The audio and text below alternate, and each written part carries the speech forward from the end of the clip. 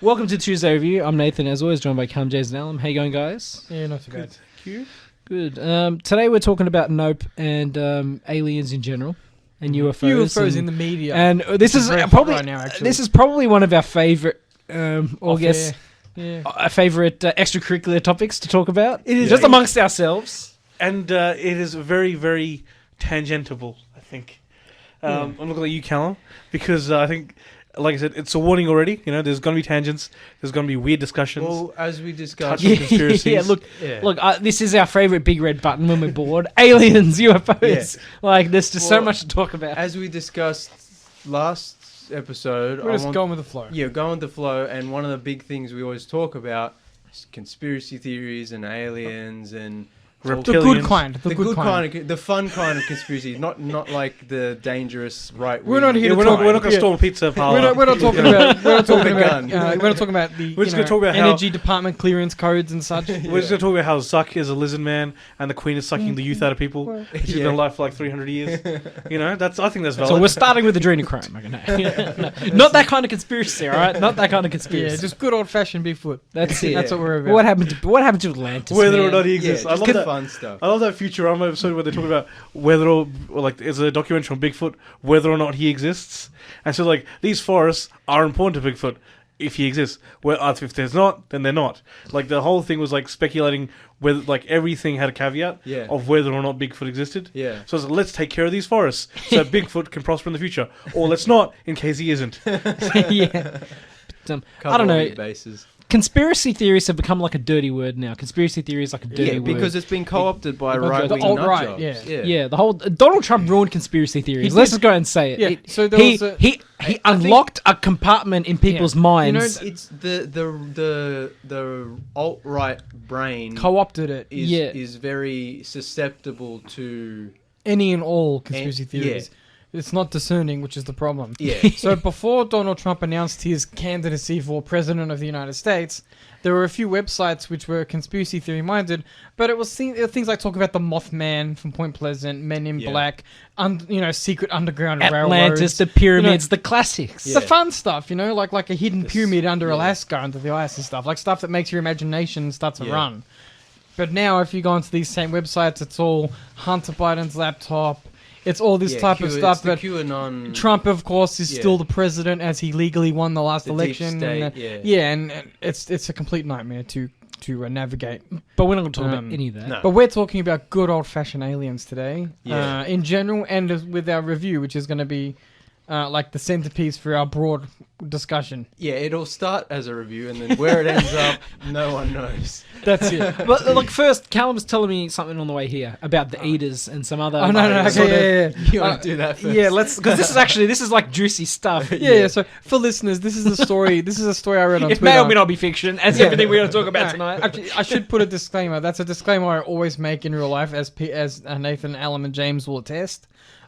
My view, and I think the reasonable view for people who are like into aliens, for lack of a better word, as we should call them, our space brothers.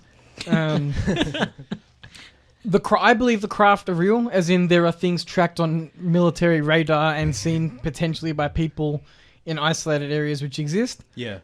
Further than that, it's entirely speculation because, well, at least as You citizens, don't know what's inside. You don't claim It's- to know what's inside. no, them exactly. or- But that's also where the fun lies, isn't it? yeah, that's why I Um, like talking about conspiracies, because I don't know the answer, and I don't claim Yeah. to know the answer. We think we have one piece of the puzzle, which is the data from radar and stuff like that. yeah, But anyway, let me read you this. and grainy footage. I'm very sorry always to grainy. whoever wrote this if they listen to the show. I don't think they do. But I couldn't remember where I read it from. But if you look Yeah. up The Eaters on Twitter, you'll probably be able to find it. Yeah, We made contact in 48. After some time, we were informed by our new friends that another group had discovered Earth.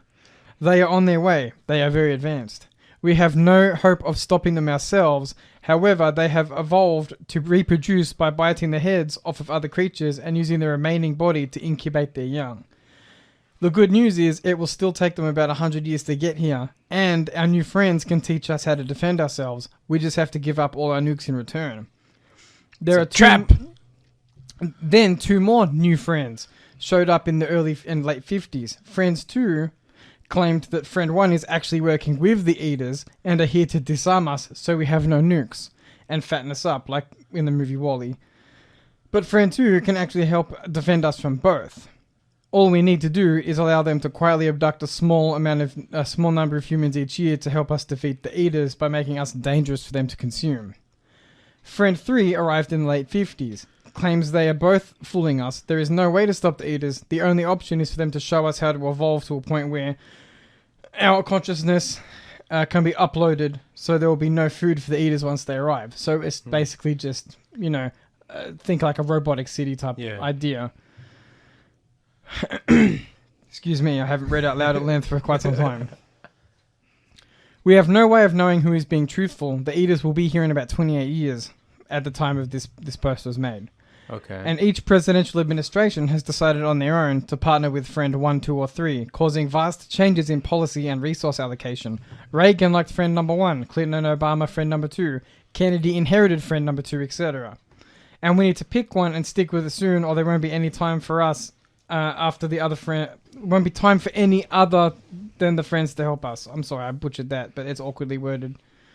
We have no idea if the Eaters will really show up or if they're even real, but if they are, what do we do? Okay, so that was a big mistake starting the show with that, because I know, but that's like there's so much going on there. I know. It's like X-Files levels of But conspiracy. There's I mean, three it's- different alien species, all who have come offering help against a fourth alien species, Which may or may not be which right. may or may not be coming to eat us. But there's also 3 known UFO shapes as well. You've got there the are three Tic Tacs, people, the saucers, and the cubes. That's correct. yeah, but that's it's obviously it's basically all of It's UFO distilled canon, into one short into story. one- basically Short story, kind of. theory But the about reason why. the reason I like it is because it, and especially in relation to this show, is because it positions aliens in an interesting light. Because we most ufology is divided into 2 camps. You have like the people who think that they're friendly, and you have the people who think that they're enemies. And of course, we'll get into the interesting descriptions of aliens in Nope later on. But I wanted to open with that short story because it gets our imaginations already running. Like, who are the Eaters? They're coming for us. Obviously, they detected our signals because we broadcast a whole lot into space. We're a noisy species. We just are. There's no way you can get around it. And we contribute with this show proudly. Yeah. Maybe we're the For the aliens listening, That's it. I'm sorry. Yeah, I'm sure in a million years, like, distant alien civilization will hear this and be like, all right, we're definitely invading those guys. They suck. Yeah. Is there a Family Guy thing about our brainless alien- reviews will Probably, fend them away. They're like watching Yeah. things from the 80s. Oh, that was Futurama. Futurama, There was a yeah. television show that was broadcasting. Oh, yeah, and that's then right. I went to and it got cancelled. was it Omicron per Yeah. CIA? Yeah. And it got cancelled. They got angry. Yeah. Yeah. And then to finish the show. Good time. But yeah, I thought it was interesting because the whole UFO phenomena does relate to the world's nuclear weapons quite a lot in the actual appearances of the craft, what they do, Yeah. how they annoy the world's militaries, Yeah. allegedly. I said we should have allegedly asterisks for everything. That's just going to be the name of the the episode, just Yeah. allegedly. allegedly. Yeah. Or redacted. No, Redacted, we yeah. use Redacted for our Nobody review because it was like, Yeah, Black yeah. Ops. But anyway, how do yeah. you boys feel about that story? I loved it. Well, like I said, that's too much to... It's it's like a movie. It's like We'd have to... Yeah. That just to... like discuss everything that's going on in that short Yeah, I post know. would take up the whole show. But my favorite imagery is the idea of the president being like, "Okay, here are your options. What do you want to do?" I just feel like But we'd that's- know more information by now. Oh, we would. Like I said, It's keep also in mind, like I said, why would the first alien species be okay with the second alien species just rocking up and going, "Hey, we're going to make a deal with the president"? Okay. Also, keep in and mind, and then it happened again. it's mutually assured destruction because my assumption, like I'm supposed to, we can imagine that if there's an alien spacefaring civilization, they would all be equally capable of wiping each other out. Yeah. So it's probably, I would imagine, if there is such struggles against other alien species, Yeah. it's more likely to be a cold war than an actively hot one. But then True, people also think the aliens are just drones, right? That's true. So they might not be visiting us in person. They might be safe. That's also true. Oh, so they're safe from the eaters, and Possibly. they're just sending. well, I nobody don't- knows the nature of them, but that's part of the Yeah. fun. Yeah. Yeah. That's like a whole nother. Maybe we should do another podcast just called The Eaters. I feel like that'd be Talk a some about idea. This ain't one of those shows where people watch us eat. Yeah, I know. Oh. Food review. It could be food. We could do food, fast food reviews. Now, what are they called, Alan? You know, these Mukbang. mukbang. Yeah. We're not a mukbang show. Right, It could be. Hey, I reckon we could be. People are willing to throw some cash our way. Sponsor our KFC trip or something. You know? How do you feel about it as the probably the most skeptical of all in the room? Like I said, though, Alan, again, I'll reiterate it. I'm sorry for listeners. And sorry for everyone in the room because I say this all the time. The craft are real. Further than that's all speculation. And I was like, the when I craft say- aren't real. No, no, Yeah. I should- It's all about the balloons. another caveat. Sensors pick up data that suggests craft are real. I've never physically seen one. So how do you feel about the story I just read to you? Well, see, the story is actually quite interesting. It almost reminds me a bit about the series of books, The Three Body Problem, where there's what's the word? So the Maleficent alien force coming to Earth to take over because Yes. their own planet is destroyed. But they also interact with humanity through a virtual reality video game. Mhm. So it's not quite. But The best way to do it. and they're finding out the best way to not get taken over by this alien system, and it's very, very complicated. Anyway, what I'm saying is, all this could possibly be explained by people getting high and looking at weather balloons. And that's maybe the explanation to this movie that we're going to talk about. It's just, I just think the simplest explanation frequently is the correct one, but it's just I just think weather balloons can't defy physics. That's also Yeah, true. they don't. They're move. weather balloons, man. They Yeah. float. you'd be surprised the kind of weather phenomenon that can occur. Yeah. Swamp gas. Swamp gas. I think he was Clouds alluding that to the don't movie. move. St. Elmo's fire. No, I just I am willing to believe that there is some level of unexplained aerial phenomenon. But it's so hard to sift out what's just ridiculous, crazy people stuff. Yeah. Like somebody who's gone on a real bad acid trip and been like, there's things, man, and stuff. And then I saw the fairies, man. And there's like what a military ship has actually captured, on a decent quality video that can't be explained. I mean, we have those, We have some of those. but it hasn't been released to the Yeah, public. to be fair, I think that you get a feel for who's full of it and who's not. Because generally speaking, I would say if somebody says to you, I saw a craft and it made me uncomfortable and then it left, I'd be like, okay, they might be telling the truth. But if they say, oh yeah, and then a guy landed and he was like, you're the chosen one and you can do great stuff, but you have to follow me onto my reptilian planet, I'd be like, guy's probably lying. Isn't there an entire school somewhere in Adelaide that claimed like a... Yes. That's correct. And then, so this is an interesting story, an Australian story. But what makes this interesting is it's actually one of the most fascinating ufology stories in history. So there was a school in Adelaide. Yeah, I think it was Adelaide. And a craft landed outside their school. And then the kids saw a bunch of stuff, like entities and stuff. And then the school got shut down. And then people got mad and American army officers were allegedly around. And people got interviewed and told to be quiet. Well, it's been in the news recently. Apparently, a craft crashed in Venezuela recently-ish. And, some non-Venezuelan government entity, I'm assuming one of the superpowers, came in, Yeah. removed the craft, and just left without saying anything. Yeah. Okay. And I'm like, But that kind of stuff I mean, probably like, people, honestly, people, happens all the that time, probably probably. stuff happens all the yeah, time. like especially witnesses. yeah, but saw it, said it especially happened. with that would happen, especially with Yeah. contractor craft, under Yeah. development craft, that type of thing. Yeah. But the school ones, whenever there's a sighting, and then A the mass side thing. yeah, and then the thing leaves, and then authority figures come racing in. That's to me signals it's probably some type of legit, especially if they don't know what it is and they're telling people not to be quiet about it, Yeah. don't tell stories.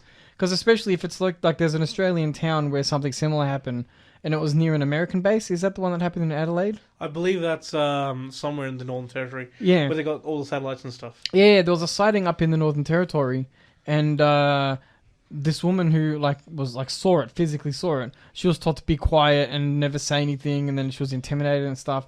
My feeling is always those people are probably more likely to be telling the truth, especially if it's verified that people visited her or him or whatever happened. Yeah. Yeah, if the government has to tell you not to talk about it, then there's probably some truth Yeah, especially if it happened near like a sensitive yeah. site, like that doesn't like a military necessarily mean it's installation. aliens, but it means that something happened that it actually happened. Yeah, that's what I mean. Yeah. Yeah. The biggest red flag for me about the Adelaide story is why would aliens come to Adelaide? There's nothing to do there. But Maybe they're like Well, churches. similar sighting happened in South Africa. turns Happened out outside there of was just a school. gas leak at the school and all the kids got high. They're Yeah. like, look at that UFO, man. There does seem to be a pattern where they land outside schools. Maybe it's to do with impressionable people. And Maybe to they do just want with to abduct kids. So I it's mean, a bunch of who knows? futuristic pedos. Now we're into something. Sorry, we're getting into the. Sorry. I nearly had to hit the done button. I'll walk it back. We are not getting into that territory. I apologize. Maybe we should start talking about the movie now. Well, yeah, it all weave together as we go. Anyway. Yeah.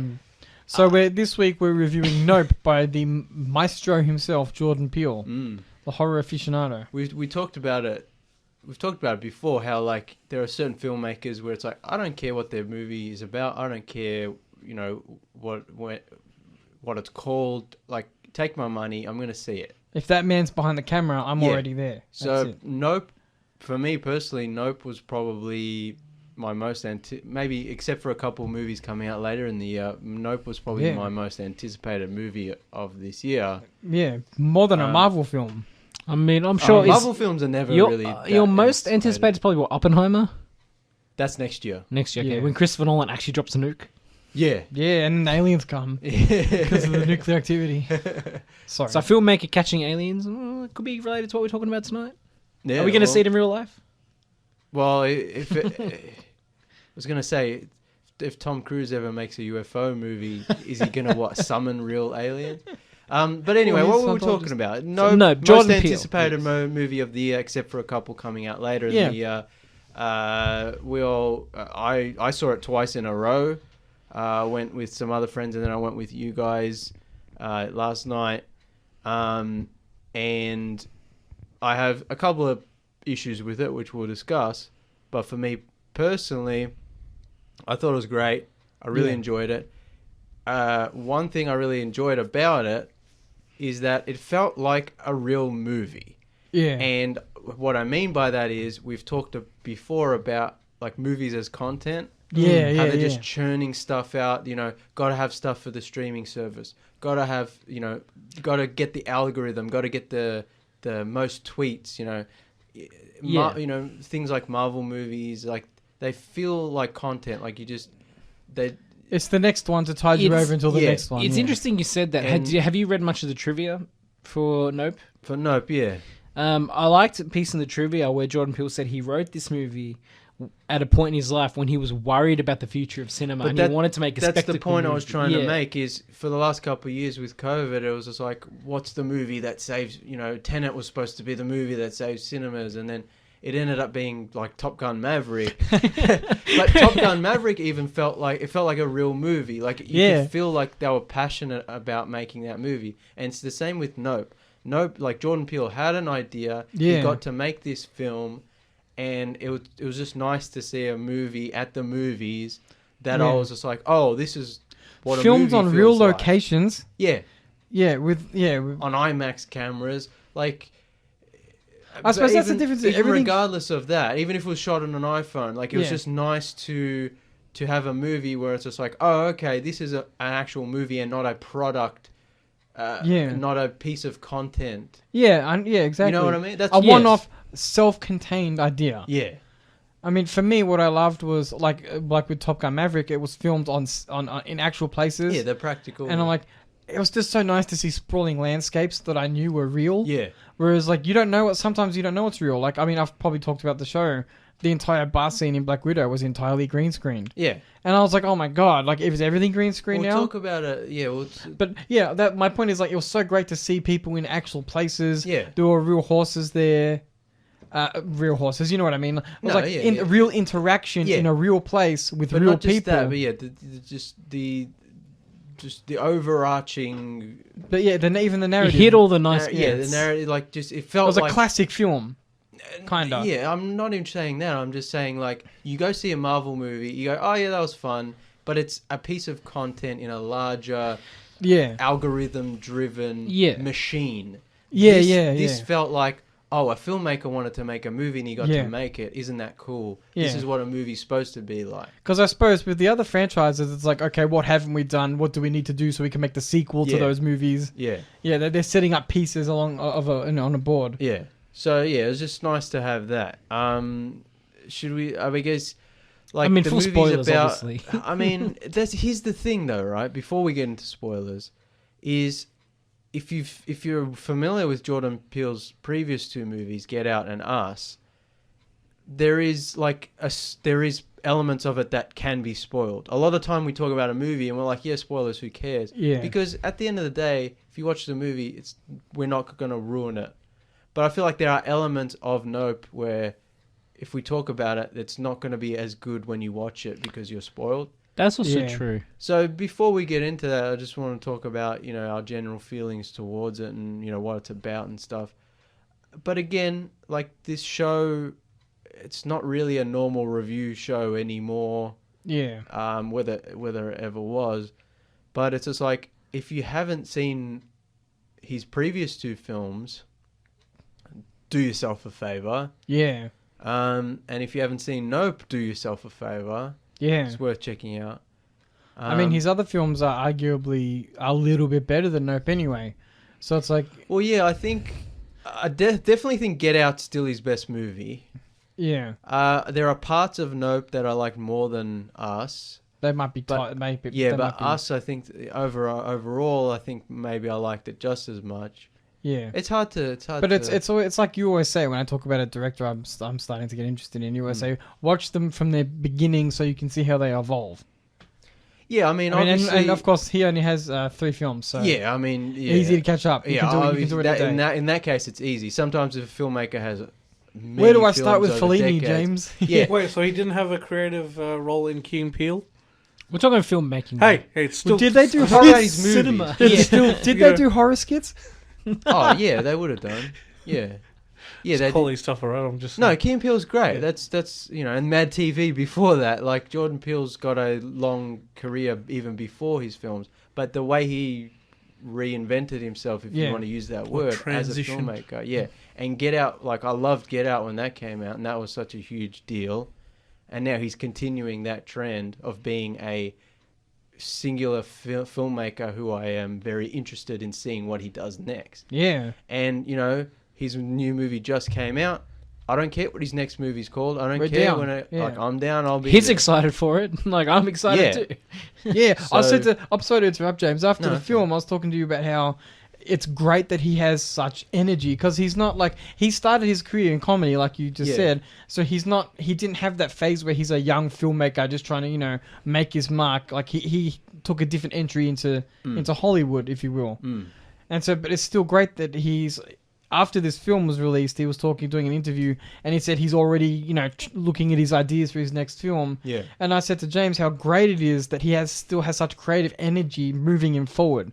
So it's like he has that momentum behind him, and like you said, justifiably so because of his successes already. Yeah. But the fact that they seem to be letting him make what he wants, which is a huge deal.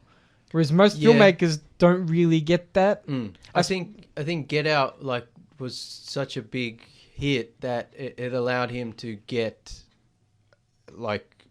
He gets the blank check. he got the blank check, and so now it's just like, okay, he can. Yeah. Well, keep 'cause making Get what Out he wasn't that wants much to of an make. expensive movie either. I So don't he's think any like, of his. yeah, no. This one probably would. I'd More- assume a little would be expensive, more yeah. expensive, but even then, Well, they're not it's re- probably not that No. Yeah. expensive compared to a lot of Yeah, the big so It's certainly it's- not a Marvel He's movie. Yeah. he's one of those filmmakers that are still allowed to make those mid-budget movies Yeah. in Yeah. Hollywood now. Yeah. Now look, general feelings. I liked it. I was a little disappointed with the UFO, but I don't want to spoil anything. Hmm. $68 million. Sorry to interrupt, but yeah. that was the budget. It's a good. It's nothing mid-budget. compared to the $500 million Marvel movies. Yeah, Avengers So, movies, that's but- one episode of Lord of the Rings. You know, Yeah, there you go. but you know how we always talk about they don't make mid-budget movies. They don't make movies for like an adult audience anymore. And we got both. And Jordan Peele is one of the only filmmakers who they do make them occasionally, but again for streaming, for Yeah. or Yeah. they come to limited releases. Yeah. Jordan Peele is one of the only ones who gets to make them consistently for a mainstream audience. Yeah. Yeah, no, A general mainstream feelings. release. General feelings, much like yourself, James. I liked it.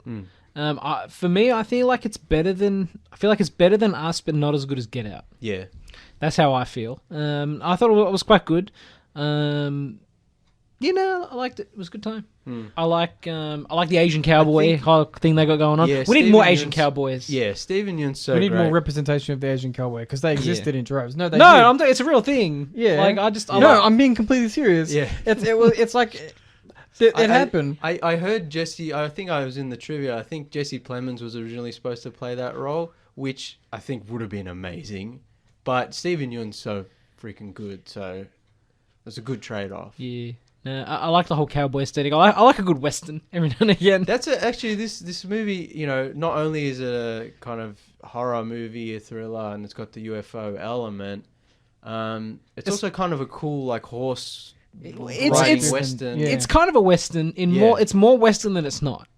Yeah, It's got Maybe. cowboys, it's got horses, it's got saloons. It's got It's like got- the area. it's got the That's the- the theme park. the theme theme park. park Tourist, town.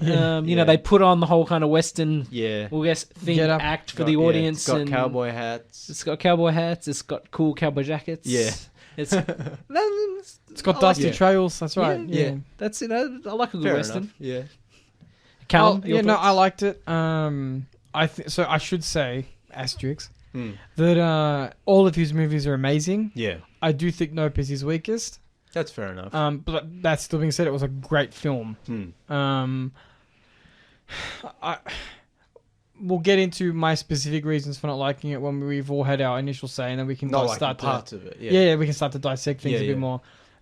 I thought it dragged a bit. I think that if it was me, I would have quickened the pace a little bit. I would have introduced. I Maybe. would have had more Jupiter in the show. Yeah, Stephen Yeun's I character. think that they didn't utilize him well enough in the film. They Yeah. made him a big deal, but they kind of handled his arc very quickly. Yeah. I think that they should have dragged it out a bit. We should have seen more of his past. Maybe. More of him managing the ranch. I think that was interesting.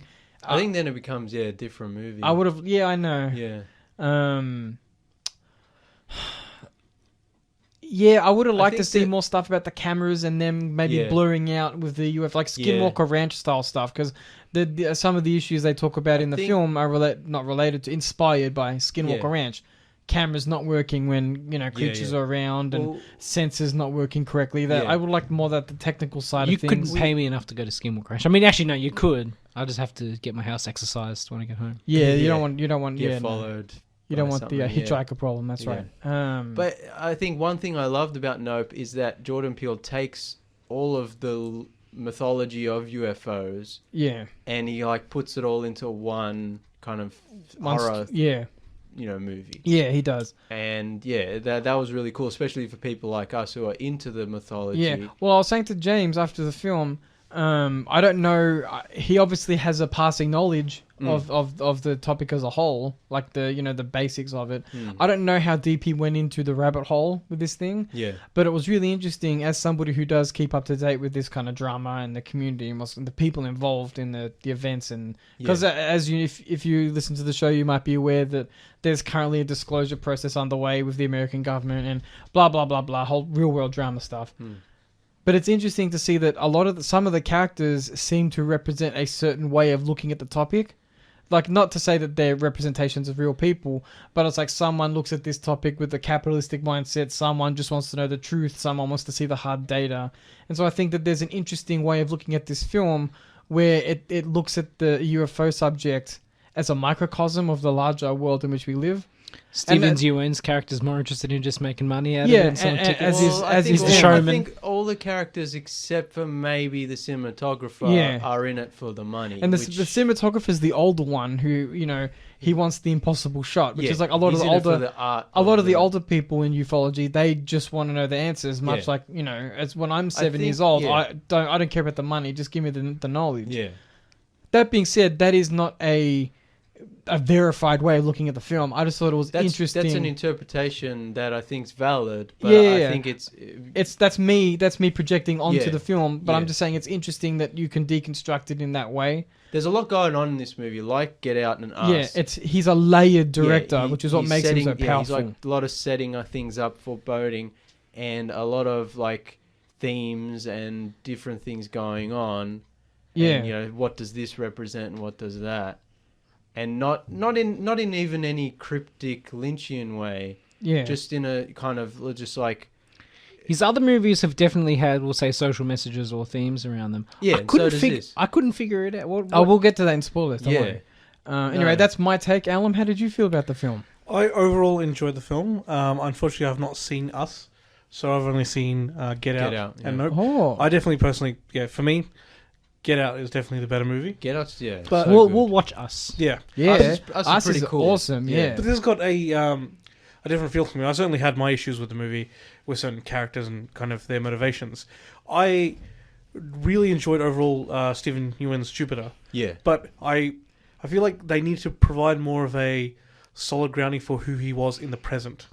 He had Yeah. some of his tendencies were antagonistic, but he's also trying to be, their friend. I feel they could have fleshed that character out more that's in the capitalism aspect yeah. of it. Yeah. Like, because you said it's capitalism, but there's also due to his past, which we'll discuss in the spoilers. Yeah. I would have liked to have seen him, I guess, trying to work through some of his PTSD, whether that be... I think, but then that comes to Callum's point of like that's just fleshing out his character more, and Yeah. Yeah. which it would have been cool. But I think the movie knows what it's doing with him.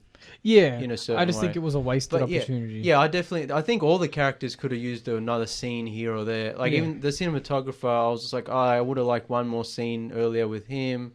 Angel could have been more Yeah. fleshed out, the character Angel. So, yeah. But the one thing I feel the film did do well was, whenever you're going to get like meta into something, like discussing the idea of filming within a film, that sort of thing, it can get very clunky very quickly. Mm. The way Jordan Peele's kind of done it, I feel was a nice, clean Yeah. way to do it. He's a really good director and writer, and I think maybe the best part of this movie is the kind of horror moments, Yeah, the creepy aspects. yeah. Like he's just very, very effective at that. The scene when OJ is trapped in the car, Yeah. awesome. Oh, awesome. amazing. And And also then the funny. house. Like terrifying and funny at the same time, Yeah. without feeling jarring in its. Yeah, There's duality. Yeah, He's very good at that. soft spoilers. We haven't even said what it's about, which yeah, this is actually something we've struggled with, which is what I was kind of hinting at with last episode, where I was talking about us kind of being more freeform and loose about it.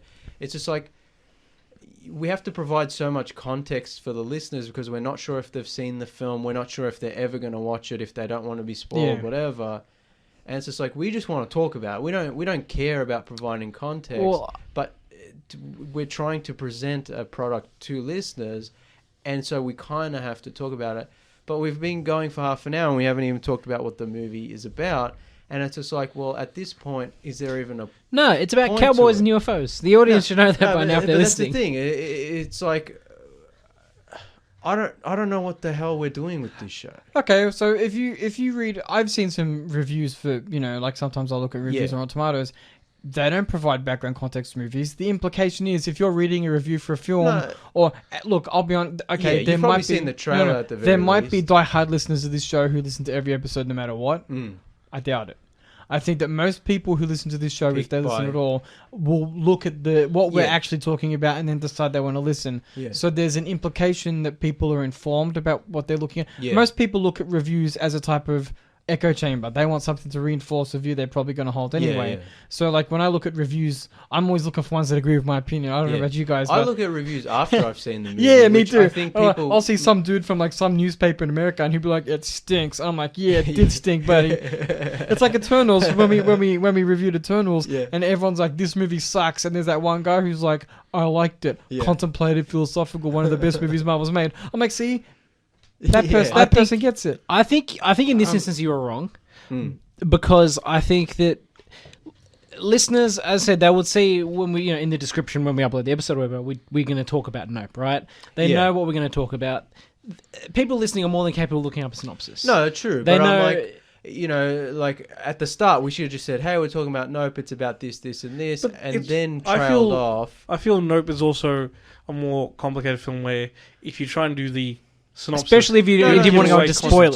Just Because if you want to the say it's very like brief. it's basically a Yeah. a small family living in the the country part of the LA County, I believe. Basically, they SoCal. they rear horses for film projects. Yeah. And basically, they end up having some difficulty there due to some paranormal forces. Well, so this is one of the interesting trade-offs we have with this show, because I feel like if we do start off with a synopsis, we risk going back into old habits. Yeah, and That's exactly what I'm getting at. So it's a balancing I want act. to try to prevent that from happening, but also in doing so, it becomes alienating to anyone. But I don't think. But then on top of that, then it becomes less of a free-flowing conversation like we would normally have, which is what I want the show to be, because otherwise it's not fun. All right, here's a solution. Possible solution. So this is my medical school roots coming in. We have when we're dealing with a case, right? We end up having what we call a problem statement. Yeah. So we get the initial details, the patient, whatever's going on, and then we have to make basically a 1 to 2 sentence statement. Yeah. Explain the key details that we need to explain, but keeping it very, very concise within the 2 sentences. Yeah. So if we can do that for every, I guess, film synopsis that we want, we can keep it concise enough that we're explaining to anyone that's completely unaware what needs to be explained, and then we're not falling into the trap of, and then this happened and this happened. No, but that's what I'm saying is the synopsis you just gave a few minutes ago was perfect. But I was saying is like we should have just said that straight at the start. We can cut into the start. But then it's just like, but also like we don't want to fall into the trap of like how we used to do, where it's just like here's the review and yada yada yada. Well, look, I guess we can call that as future planning. Is whenever we watch a movie, before we even get into the studio, we do our problem statement, our synopsis statement, whatever you want to call it. But I will say though, I think that there is something to say for having a view that doesn't abide by the rules. Yeah. So, like I said, if you're aware of Nope, we don't have to. That's at the moment, especially with a movie this big, or like we got a lot to talk about. We're probably going to be running over time. I feel like that's what I'm saying. Is, I feel like right this second we're probably wasting good discussion time. Nathan, this is exactly what I was talking about last week. We're always worried about wasting time. No. We got lots of alien stuff to talk about. I'm not talking about hitting the dot points. No, but that's what I'm saying. Regardless of dot points, regardless of alien stuff, we were always worried about, let's move on, let's move on. I want to get to a place where it's like, no, this is the show. No, I don't know. Buddy, this is the show. The last 5 minutes of me losing my mind, that's the show. No, sorry. I'm not being disrespectful here. No, disrespect me all you want. But you took us out of our free-flowing conversation. But that's what to bring us back to being like. That's what I'm saying is, this is the show now. All right. There is no show. Next time it happens, I'll just get into rehearsal. I'll just mute your mic next time. Get Nathan Fielder on the phone. Can we get into spoilers now? Yeah. All right. Welcome, ladies and gentlemen, to the review of the spoilery review. The Hungry Spaceship. Yeah. This movie. Someone on Reddit said this movie should be called Don't Look Up, which I think probably if it wasn't for that shitty Netflix movie would have even been a better title for this movie. Yeah. Don't Look Up. True. Although I do like the fact that every time like they see characters say, just go nope. Because that's what normal people do. Yeah, like, I remember people were speculating, and it probably is referring to not off planet Earth. No, everyone was speculating. It wasn't meant to be. Everyone speculated that. It's just people's reaction be like, nope. Yeah, but I love the fact that the first time someone said nope, I'm like, that's why it's called Nope. Going back quickly to what I was saying, I was kind of disappointed there wasn't we'll say a predator like a creature. I love that.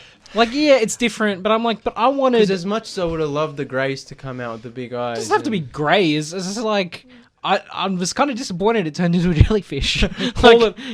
Subvert expectations, and it's the tall, the Aryan-looking guys. Yeah. Don't get me wrong. The eating was cool, but like when it kind of just turned into like a giant kite, kite jellyfish thing, I was like, I think that's subversive of the weather balloon issues. I mean, but also it just confirms Alan's theory that the whole thing was a hallucination. They were all getting high and stuff. Yeah, they bought weed. That's also true. Yeah, Angel was smoking up. Yeah, they were just getting high, and then the film guy the cinematographer was clearly on much harder drugs. That's a fact. Look, you saw the way the guy talked. He was just sitting in his little place saying, "I got guests to feed." He didn't have any guests to feed. He was just going back and forth. He wanted to get off. Was he popping pills in the movie too? Yes. No, but I think they were pain meds. I think he was dying. That was a part of his character. I think that they're hinting at.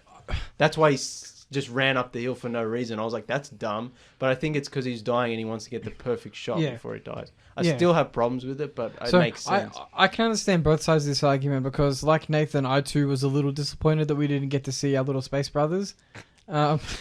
But how many times do we have to see aliens on film? For example, you know, we've seen Greys a million times. Oh, we don't have to We've see him. seen- I just want to see No, no, people on yeah, board no, I know. of the ship getting tortured or something. Yeah, I know. Like something But we've- scary. But we've that's seen like that. every other Yeah, that's alien what I'm saying. That's what I abduction. want in my life. We've seen No, that. please don't abduct me. Yeah. We've seen that a billion times on TV, in books, in film.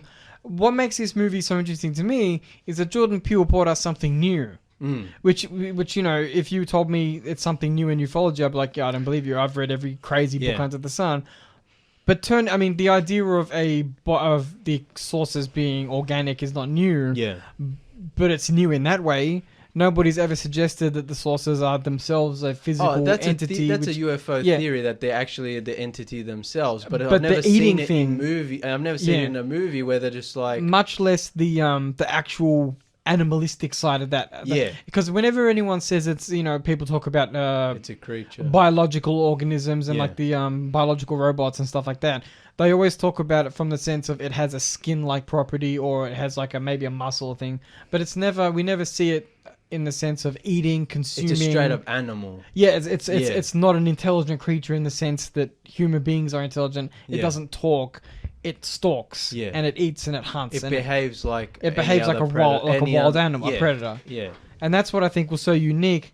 And that's why I wasn't even mad. I said to James, Yeah. I was like, awesome. Yeah, I thought Like- it was really cool. Like, it was fascinating, especially when it turns out that the craft starts off in a saucer shape, yeah. like the typical thing. So you lull you into not a sense of security, but lull you into You think you know familiar what it is. ways Yeah, of thinking. It's a yeah. flying saucer. Oh, okay. Yeah. We know what it is. It's a ship. But then it begins to change, and Yeah. when it turns into its final form, which, like Alan alluded to, looks like some type of amorphous balloon, stringy entity. yeah, I mean- jellyfish. I leaned over to James. I was like, "This is awesome!" Yeah. Like to see something so weird on the screen. Yeah. It's not new to see weird stuff on the screen. But when was the last time you saw something strange in a big Hollywood budget?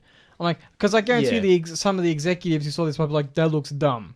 And I'm like, but like to me, as like someone who's interested in this, it looked like something out of an 80s science fiction novel. Yeah. Like this type of, strange looking alien creature thing. Yeah. I was like, that's awesome. Like we Yeah. don't get to see that anymore because the Greys, as much as I love our Space Brothers, Yeah. they're so normal, they're so familiar. yeah. Like they're scary on film because it's effective. Like they look terrifying, but that's been done. Yeah. And it's different. All that was missing was a couple of rings that had a bunch of eyes on it, and then being like, "Be not afraid." Yeah, the alien, Like the alien biblical depiction. angels. Yeah. Yeah. Well, that's what I think, because the movie's about spectacle. The whole movie's about like exploiting animals for entertainment and exploiting people for monetary gain and getting the perfect shot so you're rich and famous. And the whole movie revolves around that these poor horse ranchers are going out of business and they find a UFO flying around on their property eating their horses, and they're like, oh, we can make money off this. Yeah. If we can get a clear picture of this, if we can get clear footage, we'll Yeah. make bank. And so the whole movie becomes about that, Yeah. and the whole movie revolves around like that, Hollywood as an industry, and it's just like, exploiting things, looking at Yeah. things, Stephen Yeun's character calls the ship or the creature the viewer. Like, Yeah. it's definitely, there's a meta aspect to it. And the fact that at the end it turns into this weird Thing. creature that almost looks like a biblical depiction of an angel, I think that's hinting at the fact that this creature possibly isn't from outer space, it's from Yeah. Earth, and is the basis of all religious and alien mythology over the course of human history, and also the fact that it's the ultimate spectacle. Yeah. It fans yeah. itself out like a peacock. I think I personally lean more towards Alan's interpretation, where it, to that's me, a weather balloon, and we should all shut up. no. I mean, I think that the my interpretation is Peele wanted it to look like that on its close to its deathbed, because it does look more like an amorphousy type of thing before it gets towards the final act. Yeah. But because it's like, okay, it might start out as something spectacular, but then it's like a little wink to like ufologists in the audience where it's like, doesn't it kind of look like a balloon that's deflating a bit? And I was like, I was kind of hoping, Yeah, there's that. Yeah. I was hoping that, you know, some army men would arrive on scene and be like, it's a weather balloon, It does and also then get leave. defeated by a balloon. Yeah, and so the angel aspect is certainly deeply rooted in ufology, Yeah. but I would probably say close to Alan. It would be hilarious if they did come and it was like tinfoil in there. I'm like icing on the cake for me. But yeah, it definitely is a spectacle. One of the most fascinating things I think about the film is that everyone's trying to make money from it. And of course that's a multi-layered thing. It's you know about animal abuse and animals in the movie industry as well as the. Yeah. So Jupiter's character, Stephen Ewan's character. Yeah. Little Jupe. Yeah, he was in a famous forgotten sitcom in the 80s or whatever. Yeah, 90s. And 90s, my bad. Yeah. And it was a chimp called Gordy was the key Main. figure in the Yeah. show, and it was like a real chimp on the set and stuff. Yeah. They did sometimes in the old days, I guess. What was that movie? Dunstan Checks In? Yeah, oh my god. But anyway, one day this chimp goes crazy when he hears a balloon pop and he murders everyone but Another balloon. Alan. Yeah, another balloon, yeah. And then he murders everybody but the child. Yeah. And he wants to give the kid a fist bump. He's Yeah, like, and "Look, this how good I did." traumatizes Jupiter. But the whole movie But it is... also gives him this. I won't call it like. He thinks he can tame the Yeah, wild he has Yeah, this yeah, like yeah. Beastmaster complex. Yeah. It's like Yeah. he didn't kill me. He's obviously traumatized by it, but he's interpreted it in his capitalistic brain. He's like, I can capitalize on the It's a fact part of my identity that I can market. I was the one. The monkey was my friend, Yeah. and it didn't kill me, and I'm going to exploit this thing in the sky, Yeah, yeah, yeah. and then it eats him, and it's like, Yeah. no, I man. said ha ha.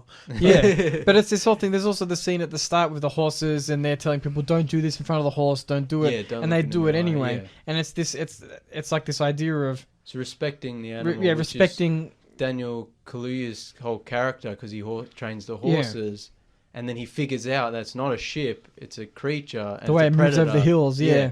And it wants to be hungry, and it's territorial. So it's like we have to play by its rules. Yeah, So that's a really interesting part of the movie that we haven't really seen before. The movie's more like a monster movie in the Yeah, end. it definitely becomes is. like a Jaws type movie. yeah, Where the second, like the latter part of the last third of the movie is basically like a monster movie. They're trying to trick it or trap Yeah. it.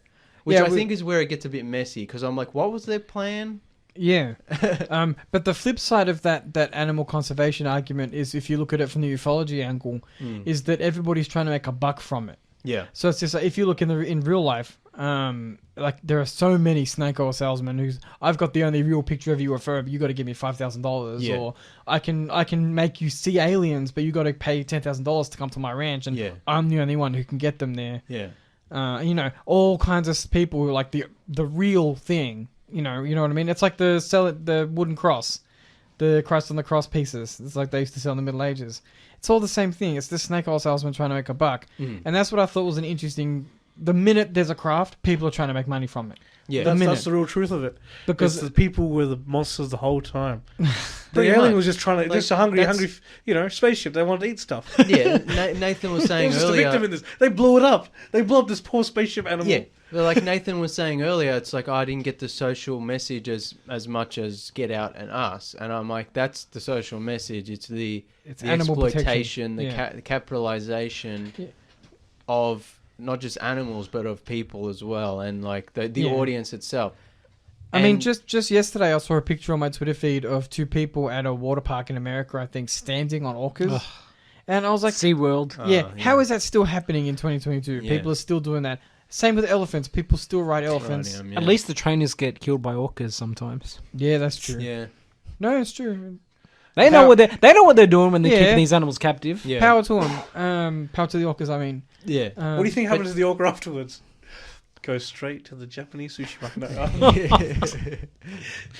But yeah, so that's the thing. Is like that's the thing with the alien as well. It's just like that's why. Instead of calling the authorities to try and capture it somehow. But see, that's the thing. If in any other movie, the army would show up and would kill it, Yeah. or capture it and torture it, or whatever. But people are more interested in getting the shot themselves. Yeah, And selling and it. The Oprah shot. Yeah, They wanna sell it. They Yeah. want to get the Oprah shot. They want to get the money shot to make the money themselves. But like beyond that, I don't know what their plan was. Yeah, it was a bit And- messy. I don't think they wanted And- to kill it. They just wanted to get it on film but and that's what I'm sell it. saying. And Yeah, it's just like I guess their plan was just to get a picture of it, and then after that, it's Move. everyone else's. Yeah, it's Yeah. everyone else's problem. You know, move out But of it's, the valley. isn't and it's the like that in government real can life roll too? in. Yeah. Which is what's so fascinating It's to like me. they didn't. Yeah, But then you have the cinematographer character whose whole motivation is that he wants to see it before he dies, and that's like a lot of the old ufologists. They're not interested in the money aspect. They just want Yeah. to see it before they die, as I will be when I'm 7 years old. Be like, is disclosure happening? look, yet? we've seen Maybe a lot in a few of months. Like, I'll come get me, count. boys. We've probe seen- me. we've seen a lot of movements in the last year or 3 years. You know, now it's no longer people can come out of the woodwork now, and there's no whistleblowing. Allegedly, yeah. You can't get in trouble for whistleblowing in secret, what they call black ops projects or secret projects. Yeah, so Yeah. You just one day wake up with 2 bullets in the back of the head. I mean, and yeah. all this sort of Yeah. stuff. But you That's can't also get true. sued legally for it. But they will kill you, I'm sure. small I wasn't comforts. sued, Yeah. though. Yeah. I died, but I wasn't Yeah. sued. You're not leaving your wife or husband with any debt after from Yeah. the lawsuits after you die. That's So, right. also, at the end of the day, it's one of the, we'll say, potentially snake oil salesman, our good friend Bob Lazar. He, as time goes on, more and more people are willing to Allegedly. talk about him and his Allegedly. alleged activities, right? Because when you're old and you're dying, you're not so scared of the government anymore. Yeah. You're just like, hey, look, I can testify Less that to this lose, happened. yeah. The people have less to lose. yeah. So I think, in the coming years, we might see more movement towards disclosure and other things when people just care less. Maybe As that's an time interesting point. time stretches, events get further and further behind you. Yeah. I will say And- though, this is one thing where we have to reassess the goalposts every 6 months. But I will say, more has happened. We have had more happen in the last 2 years than in the preceding 50, Yeah. which is something. But so that's yeah. The cinematographer just wants to see stuff before he dies. Don't we Yeah. all? Yeah, don't we all? But he also represents like the artist who's in it for the art and not the Yeah. money. Like he didn't really care. Yeah. And that's like He but then- mentions it, one for them, one for me. Yeah. yeah, But then he had the kind of element of like he was probably dying, and then that's why he basically did really something stupid when he ran out. But I still am not sure how I feel about that scene because they get the shot and they're all like, "Yay!" And then he's like, "All right, BRB," and then he like runs out up the hill and gets eaten, and then that's when everything goes to shit, and that's when Yeah. the creature starts being more aggressive, and I'm like, yeah, "Hang on, what's going on?" yeah. Because the creature ends up blowing out the tent, and like you see the real kind of unravel.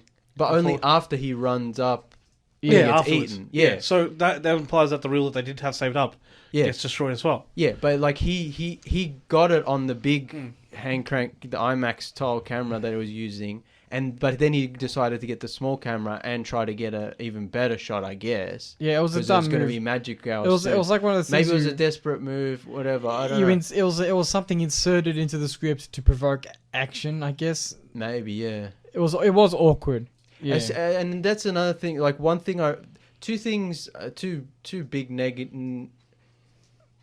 two negatives I would say is the CGI monkey, which looked awful, but obviously to use a real monkey would go against the whole spirit of the film, yeah. to use a real chimp would go against the whole Message. message of the movie.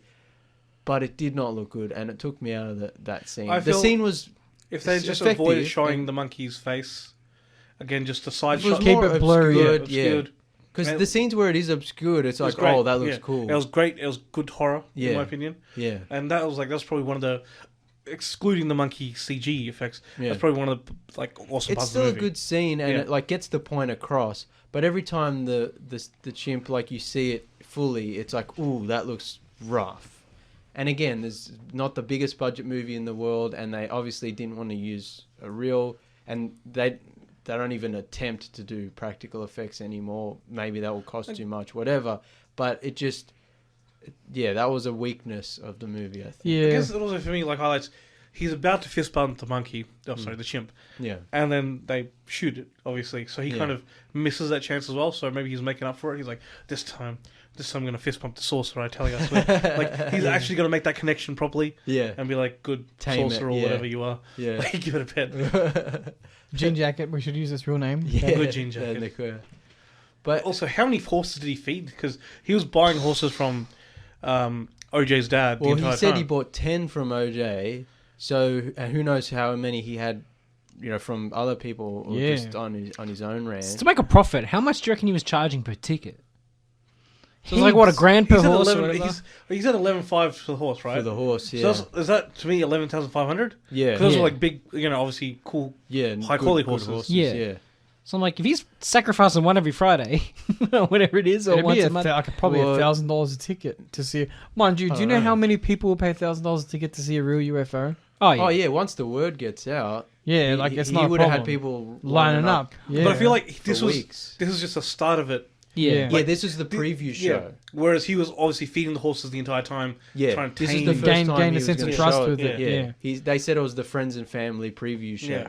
So yeah. It could have been free technically. that one was Yeah. probably free. Yeah. But As after far as- that, once the word got out that he It would've has a been- he tamed would've made it UFO fun, in yeah. on his ranch, it's gonna be yeah. gangbusters. But obviously it didn't work out for him. He thought Yeah. he was smart and it ate him, which is probably one of the best parts of the movie is when it eats all those the UFO Yeah. eats all those people.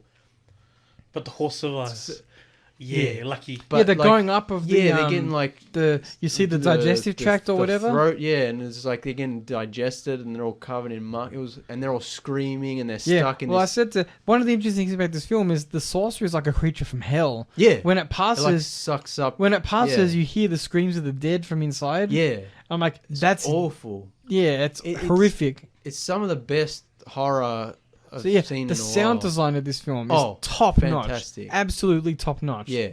Even when it's just like flying and you see a glimpse of it in the clouds, even before you know it's a creature, you just think it's the UFO. It's Yeah. like very effective. Yeah. I And- mean, one of the interesting things is we've talked off air about people's reactions to aliens in real life. You know, the author Whitley Strieber famously describes being reduced to nothing more than an animal when he was abducted. That the Yeah. notion of, a human being becomes the basically primal fear. yeah, basically it just becomes a chimpanzee at that point where they're like, you lose control of your bodily functions. You're so scared because there's these creatures that your mind can't consciously comprehend and you're forced to live in that reality. Yeah. And it's like that with craft. Some people allegedly get terrified by seeing craft because it's outside of your worldview, which is what makes. I would have liked Anything to unexplainable. which I kind of would like to see a little bit of that, but that psychology is probably too deep for just a Hollywood film. I wouldn't expect them to write that into That's again. a That's like blockbuster film. that's like a different movie. If OJ saw the UFO and instead of like telling his sister and then they He was coming up hiding with in a their closet plan, or something. Yeah, it's like then that's a different movie. Yeah. Especially OJ as a character, someone who's very level-headed the whole movie. Yeah, very rational. Yeah, And even though he gets rattled, he's always Like, like, nope. Yeah, Yeah. He's always kind of like, okay, here's what we have to do. Yeah, He's we have never to make a he's never plan. manic. Yeah, I do wish that when Daniel Kaluuya is such a good actor. yeah. I do wish that in the initial scene where they had the horse in the studio, the filming, and the horse got kind of scared, Yeah. spooked and kicked. I really wish I'd kicked the lady, the star. Yeah. See, that was a scene where they used a real horse, and obviously the lady wasn't standing behind the horse, and they kind of stitched it together with effects, and then when it kicks the stuff out of her hand. But it's like, so you can do things safely, ethically and safely. Obviously, horses and chimps very different. Yeah, horses. So- It's a But lot more that controllable. looked great, that scene. And then we need Yeah. a chimp riding a horse. The CGI for the yeah. I'm sure there's a And movie. There's three new. I'm sure there's pirates. chimpanzee. I'm sure there's What do you call chimpanzee it? cowboy movies. There's Planet of the Apes. There's three new Yeah, Planet of the there's- Apes movies. That the actor who plays the chimp in this movie, the CGI mocap actor, played character in the three new Planet of the Apes movies. Not to mention all the old Planet of the Apes movies. I love Planet of the Apes. Don't get me started. That'll become a whole show. Stuck to see. Yeah. What was I saying? Yeah, there are ways to the CGI for the actual craft itself or the creature Awesome. itself. Because of they could have used a model, whatever, but it looked pretty great because it's something so huge and Yeah. not Also- of this world or not something we see in I mean, real life. also they kept the That's- design kind of simple too. Yeah, it wasn't and the design overcomplicated. of it was cool too, even if in its simplicity. No, but that's why But- also it helped it look Yeah, good because it's yeah. like it's don't have to And make it's it. like going fast and there's Yeah. like dust and stuff. But it's like those moments when I don't mind the CGI. It's when it's like in your face stuff it's that ugly. stuff that you know Also, exists. It but they wasn't use the CGI same for it. dark shade of brown that we see every day. You know, like CGI Well- all looks the same. I mean, It's like kind of dull looking. except in this case, the craft was kind of a dull brown, but it was designed to be that way. Yeah. But yeah, like there are, I think, in terms of the like, what do you call it? Really strong, well executed horror moments. There's also quite early in the film when OJ goes into the barn. Yeah. Oh, another part of the whole spectacle thing. His name's OJ, and like that's like when he's like running, and they're like, "Run, OJ," and they're like putting the camera on him. It's like that's gotta be, and It's he's gotta be riding, a wink, he's wink, riding nudge, a nudge, yeah. Bronco. Yeah, definitely. Like Yeah. it's obviously like it A ties, ja- yeah. it ties into the whole like Hollywood obsession with fame and spectacle and exploitation and Yeah. That barn scene though, yeah. awesome. It's quite early in the movie, Yeah. and OJ goes in the barn. It's all black. Yeah, It's 'cause all dark, and I thought I thought we were gonna get aliens. this little and then creepy alien It turned out pops to be up. it turned out to be a fake. But Yeah. that scene where its head So starts good. coming out, Yeah. I was like, classic, absolute classic depiction. He reacts. Terrifying. He reacts in the best way possible, where he's like, "Nope," and he like nopes out of He there. like punches one of the kids. Yeah, but then he like goes around the corner. He's got the phone, trying to get a picture of it, and they're like creeping. And then the other one pops out of the door. Awesome. So good. Yeah. And then he turns around and punches the one in the head, and it's like the kids in the costume. But yeah, such an effective scene. And probably one of the other best horror scenes in the movie is the house with the blood. Yeah, And, it reminded me of like old school horror The movies. raining blood was cool. yeah, after the Yeah. creature digests the people, it spits out all the stuff they were carrying and wearing that it can't. What it couldn't digest. Yeah. And so it's like Yeah. raining all this Langoliers metal. style. Yeah, it's just like so effective, and also like the way it's like the sound design, like we were Yeah. mentioning, the way it's over the house blocking the rain. Yeah. So it's raining in the distance, but obviously where it is because there's no rain there. Yeah. And you can hear the screams of the people, its victims. And then it vomits all the blood all over the house, and it's like blood stream. So well done. Yeah. Visceral. Yeah, and like the bit you said earlier about OJ in the car when the horse Yeah. goes through the window, and then there's like the vaporwave, slowed down version of Sunglasses at Night, just because the power's not working. Yeah. Just so many great scenes that'll stick in my head. Yeah. I wanna That's what rewatch that's what Peele's so great at. it's It's like- these memorable It's moments. another reason I feel like it's a quote unquote real movie, and Yeah. not just content, because it's like it has moments I'm like, oh, I will remember this. Yeah, and he does that It's so not well just- in all of his films. It's not just fluff that you Yeah. watch for entertainment, then you forget exists. Yeah. It's just like, oh, these are moments, yeah. Like made with intention, not Yeah. just storyboarded. Yeah. Oh, 100%. Yeah, like Yeah. like I sometimes when we talk off air about like making things whatever, I always say like some of the best stories are the ones that come from within. They're not just ones that are just like writing down ideas on a notepad works. Yeah. But, like that's just generation. Yeah. Like some of your best ideas will be you'll be sitting there and you'll be like, oh, I wonder, you know what I mean? Like it strikes you. Yeah. And like some of these scenes, they feel to me like they came from that. He wasn't just, throwing darts onto an idea board, Yeah. for example. He wasn't just throwing ideas at a dartboard. He was like, he had like these, you can see that he had images in his mind Yeah. that he wanted to capture on film. Yeah. Which is what makes it so different, because with these Marvel movies, I've heard that the directors don't even get to say Yeah, about we what the talked movies about is. it, yeah. Like they have like these movies already charted out in Planned pretty much out, scene yeah. by scene form, Yeah. and then the directors, I guess, they have some sway about what to Comes include, in, what not to does with include, the- blah talks blah with the blah. actors, Yeah, but like with Peele, they're his films. They Mm. come from him. Mm. Like you said, they're movies. It's not content. Yeah. Which is why we get these awesome shots in all of his movies, is Yeah. because it's crafted by him, like crafts, like auteur style. Yeah. And There's no commission. There's no I don't like committee. I don't like Yeah. to use the word auteur because I think it's kind of wanky. But No, he's there's he's a craftsman. Yeah. But yeah, and it also helps when you work with talented people like Hoyt van Hoytema did the Yeah. cinematography, and like, the music in the movie is really great. and you know the sound design, like we mentioned, and all the cast members, and it's like it all comes, you know, it all obviously comes together to make a great film. Yeah. Obviously with problems, but Well, I know that he feels like Daniel Kaluuya is the Robert De Niro to his Scorsese. yeah, So well, he seems to have they seem to really like get each other. yeah, And so he can pull performances out of his actors, which is like the mark of a great director. Like all directors can make great films. yeah, But if you're a director who finds your actor who, you know, you intrinsically have that creative work, like Yeah. the Baby Goose and Nicholas Winding Refn, they have Yeah. a similar thing where they just get each other. yeah. Yeah, no, it makes sense that you'd work with someone who gets you, and I hope they do more movies together. Oh, I think he called him his De Niro, so I'm assuming that they're just, you know, But, they're yeah. going for it. Yeah, It's like Noah Baumbach and what's his name, the gentleman who played Kylo Ren. They're like Adam that. Driver. Yeah, they make he's in his next film as well. Like they have that they have that tight relationship as Yeah. well. Yeah, He's why aren't I Ken? That's what he said. Yeah, well, Greta Gerwig's decision, not his. Yeah. Hey, but the Baby Goose will nail it, don't you? yeah. No, Baby Goose is perfect for Ken. Yeah, Like, Yeah, come on. absolutely. Yeah. Back to UFOs. Yeah, I'm sorry. One of the things I didn't like. So one of the issues we all had with the film was TMZ. Oh wind. yeah, that's what I had. Yeah. that's what I wanted. TMZ. I'm sorry for our American listeners. TMZ. yeah. To get wind that there's something going on, and so they send a Yeah. reporter to go and get the scoop or whatever. Now it was dumb, That, and it was that a waste. Part, it was a waste of celluloid. that part was out of nowhere. Yes, it fits the theme of the movie. Oh, he's a paparazzi. Yeah. He's trying to get the shot. He's trying to, you know, he's trying to get Yeah. money. He's trying to get fame, whatever.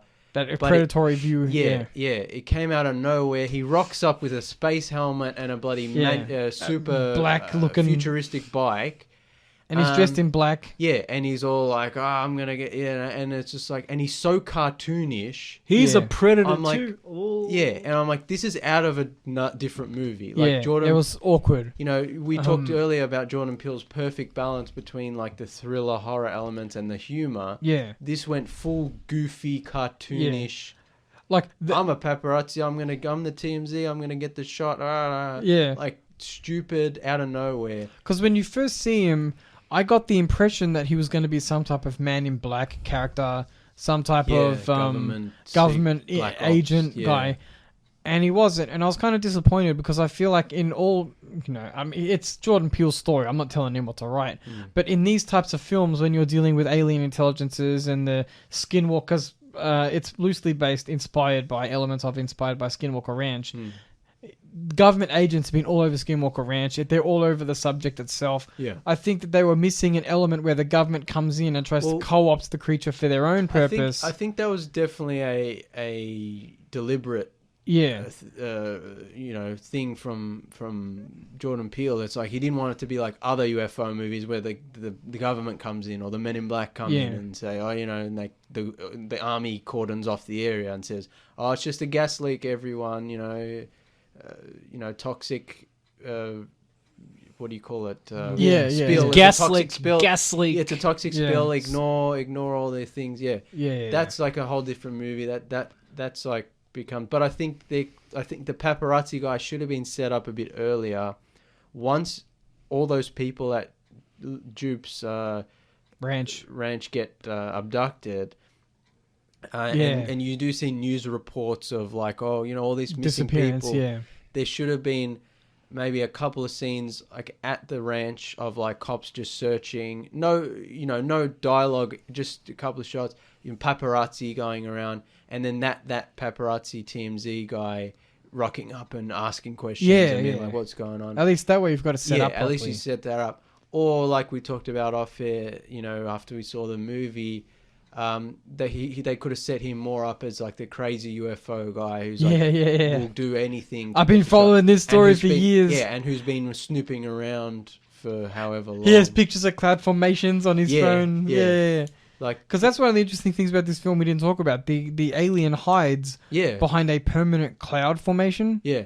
And like, that's a really interesting way to look at it because It's got its again, own camouflage. yeah, one of the tenets, if you will, from alien lore is that they can make themselves invisible or they can hide themselves behind cloud formations and such, so they can be difficult to see. Yeah. You know, there's that theory that's gaining traction at the moment that they come from like a higher frequency, so they can drop in and out. So if they want you to look at them, all they have to do is drop their frequency. Yeah. And then they just raise it and no one can see them again. So they could be all around us at any point. Yeah. It's that omnipotency element, which Peele doesn't use in this film. Like the interesting thing is that the he alien interprets it. The alien is where it wants to be because it is Yeah. just an animal. But that's what's interesting is like Jordan Peele interprets all of UFO lore, and he puts it into this one creature. It's like, the reason we can never get good clear shots of UFOs is because this creature has a magnetic field around it that affects electronic equipment. Yeah.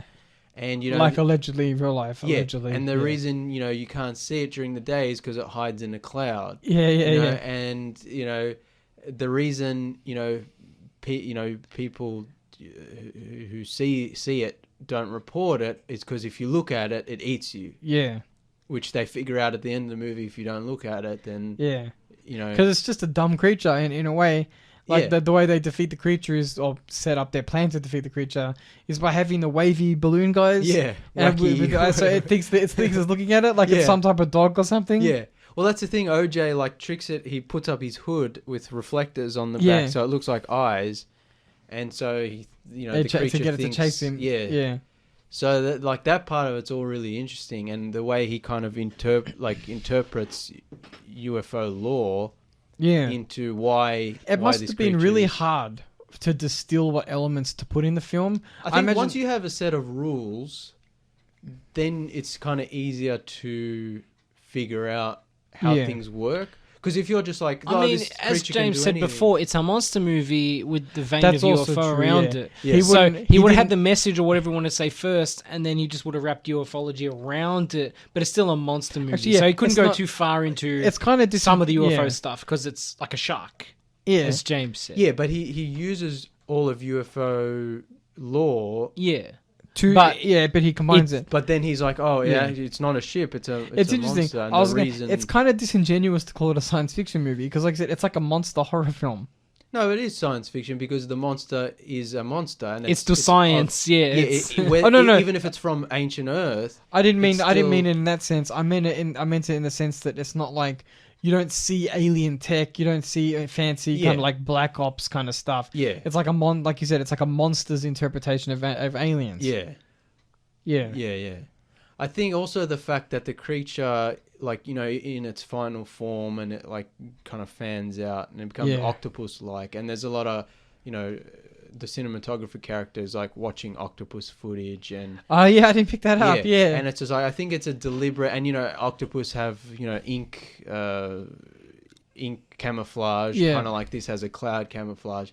And it's just like, octopus have super weird DNA that's like nothing else on the planet, and people are like, octopus is actually aliens. They can also survive in inhospitable depths and stuff like that. And so it's like it kind of feeds into like the fact that this creature, could be of Earth. I didn't think about that perspective because how many stories are there of the Kraken, for example? Yeah, like the mythological giant squid monsters. Yeah, because like there are strange. This could be a cryptid movie.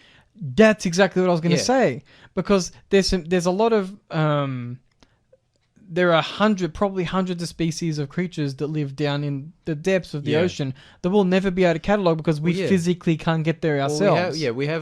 We haven't explored 80% 90% of the ocean. Yeah, and there are parts of the ocean that are so dark and so deep and so cold that it's basically just like outer space. Yeah. So there are probably like creatures down there that are just so completely out of this alien world. to us. Yeah.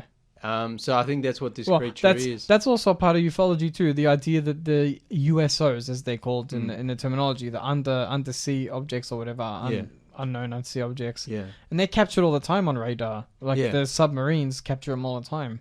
Yeah. Well, there was that UFO footage we were watching recently of like. There's more than one, I think, but the UFO flies around and then it splashes into the ocean, and it's like, they call them transmedium objects because they go from they can fly sky to sea seamlessly. Yeah, but it's possible that the creature in this film is a product of Earth because it has the sucker, the octopus thing. It Yeah. sucks things up and it kind of I didn't think about that. Yeah, it's interesting. Yeah, It's so really many cool. layers. It's a cool movie. Like, there's lots to think about, not just in terms of the themes and the social message. There's but all also kinds just of the things to lore and deconstruct, the yeah. rules and that stuff's cool. And I would have liked them to kind of figure out how it generates the anti-electric field or whatever. yeah, but again, then it becomes more of like a traditional yeah. sci-fi movie where it's like, oh, you get the government scientists in. He's like, actually, if we use this frequency, we Yeah. can, Yeah. And I like how it's just like about working class people who Yeah. use their brain to They're trying to elevate outsmart themselves. it. Yeah. But also how I interpreted the end of the message at the end of the film when OJ's sister M gets the money shot finally, which is a cool scene where she's using that. The ranch photo. yeah. The old flash camera. Yeah. And then she finally gets it. I'm like, well, it's kind of like her, when they talk about the start of the film, her great-great-great-grandfather was, the first person to get the ever on ride a horse on film. Yeah, on film. And it's just like, well, she'll be forgotten and the image will stay. Yeah. Which is, there's that message The there. legacy But also, part. But also, like, she's kind of like dupe in the way, like, she wants to capitalize on the Yeah. image, getting, she wants to exploit the Yeah. creature just as much as dupe does, but she gets away with it, basically. Yeah. Which on the surface level, like the ufology reading of it, it's like we were talking after the film, we were getting dinner, and I'm like, it is the greatest story in human history. Is like this idea of not being alone in the universe. If aliens or UFOs or we're not alone in the universe is a thing, it will change mankind. If it was Yeah. proved. It was Yeah. proved. It will change everything about society. Yeah. Overnight. If you're like, even let's just start at the base level, right? If none of us are particularly religious, right? But it changes your whole. If you're especially say of something like an say that- Abrahamic faith, yeah, where you believe in a creator God. But you say that, but I think a lot of people would just take that into whatever they currently believe and be like, I suppose Until they see one. But no, Yeah. but humanity is no longer special, and that would upset a lot of people. Yeah, probably. But no. yeah, but those people would then just be like, oh, one, it's fake news, or two, if Yeah. it is real, it's just God's plan, or whatever. Yeah. Like I feel, yes, it'll change everything if it is undoubtedly proven, but.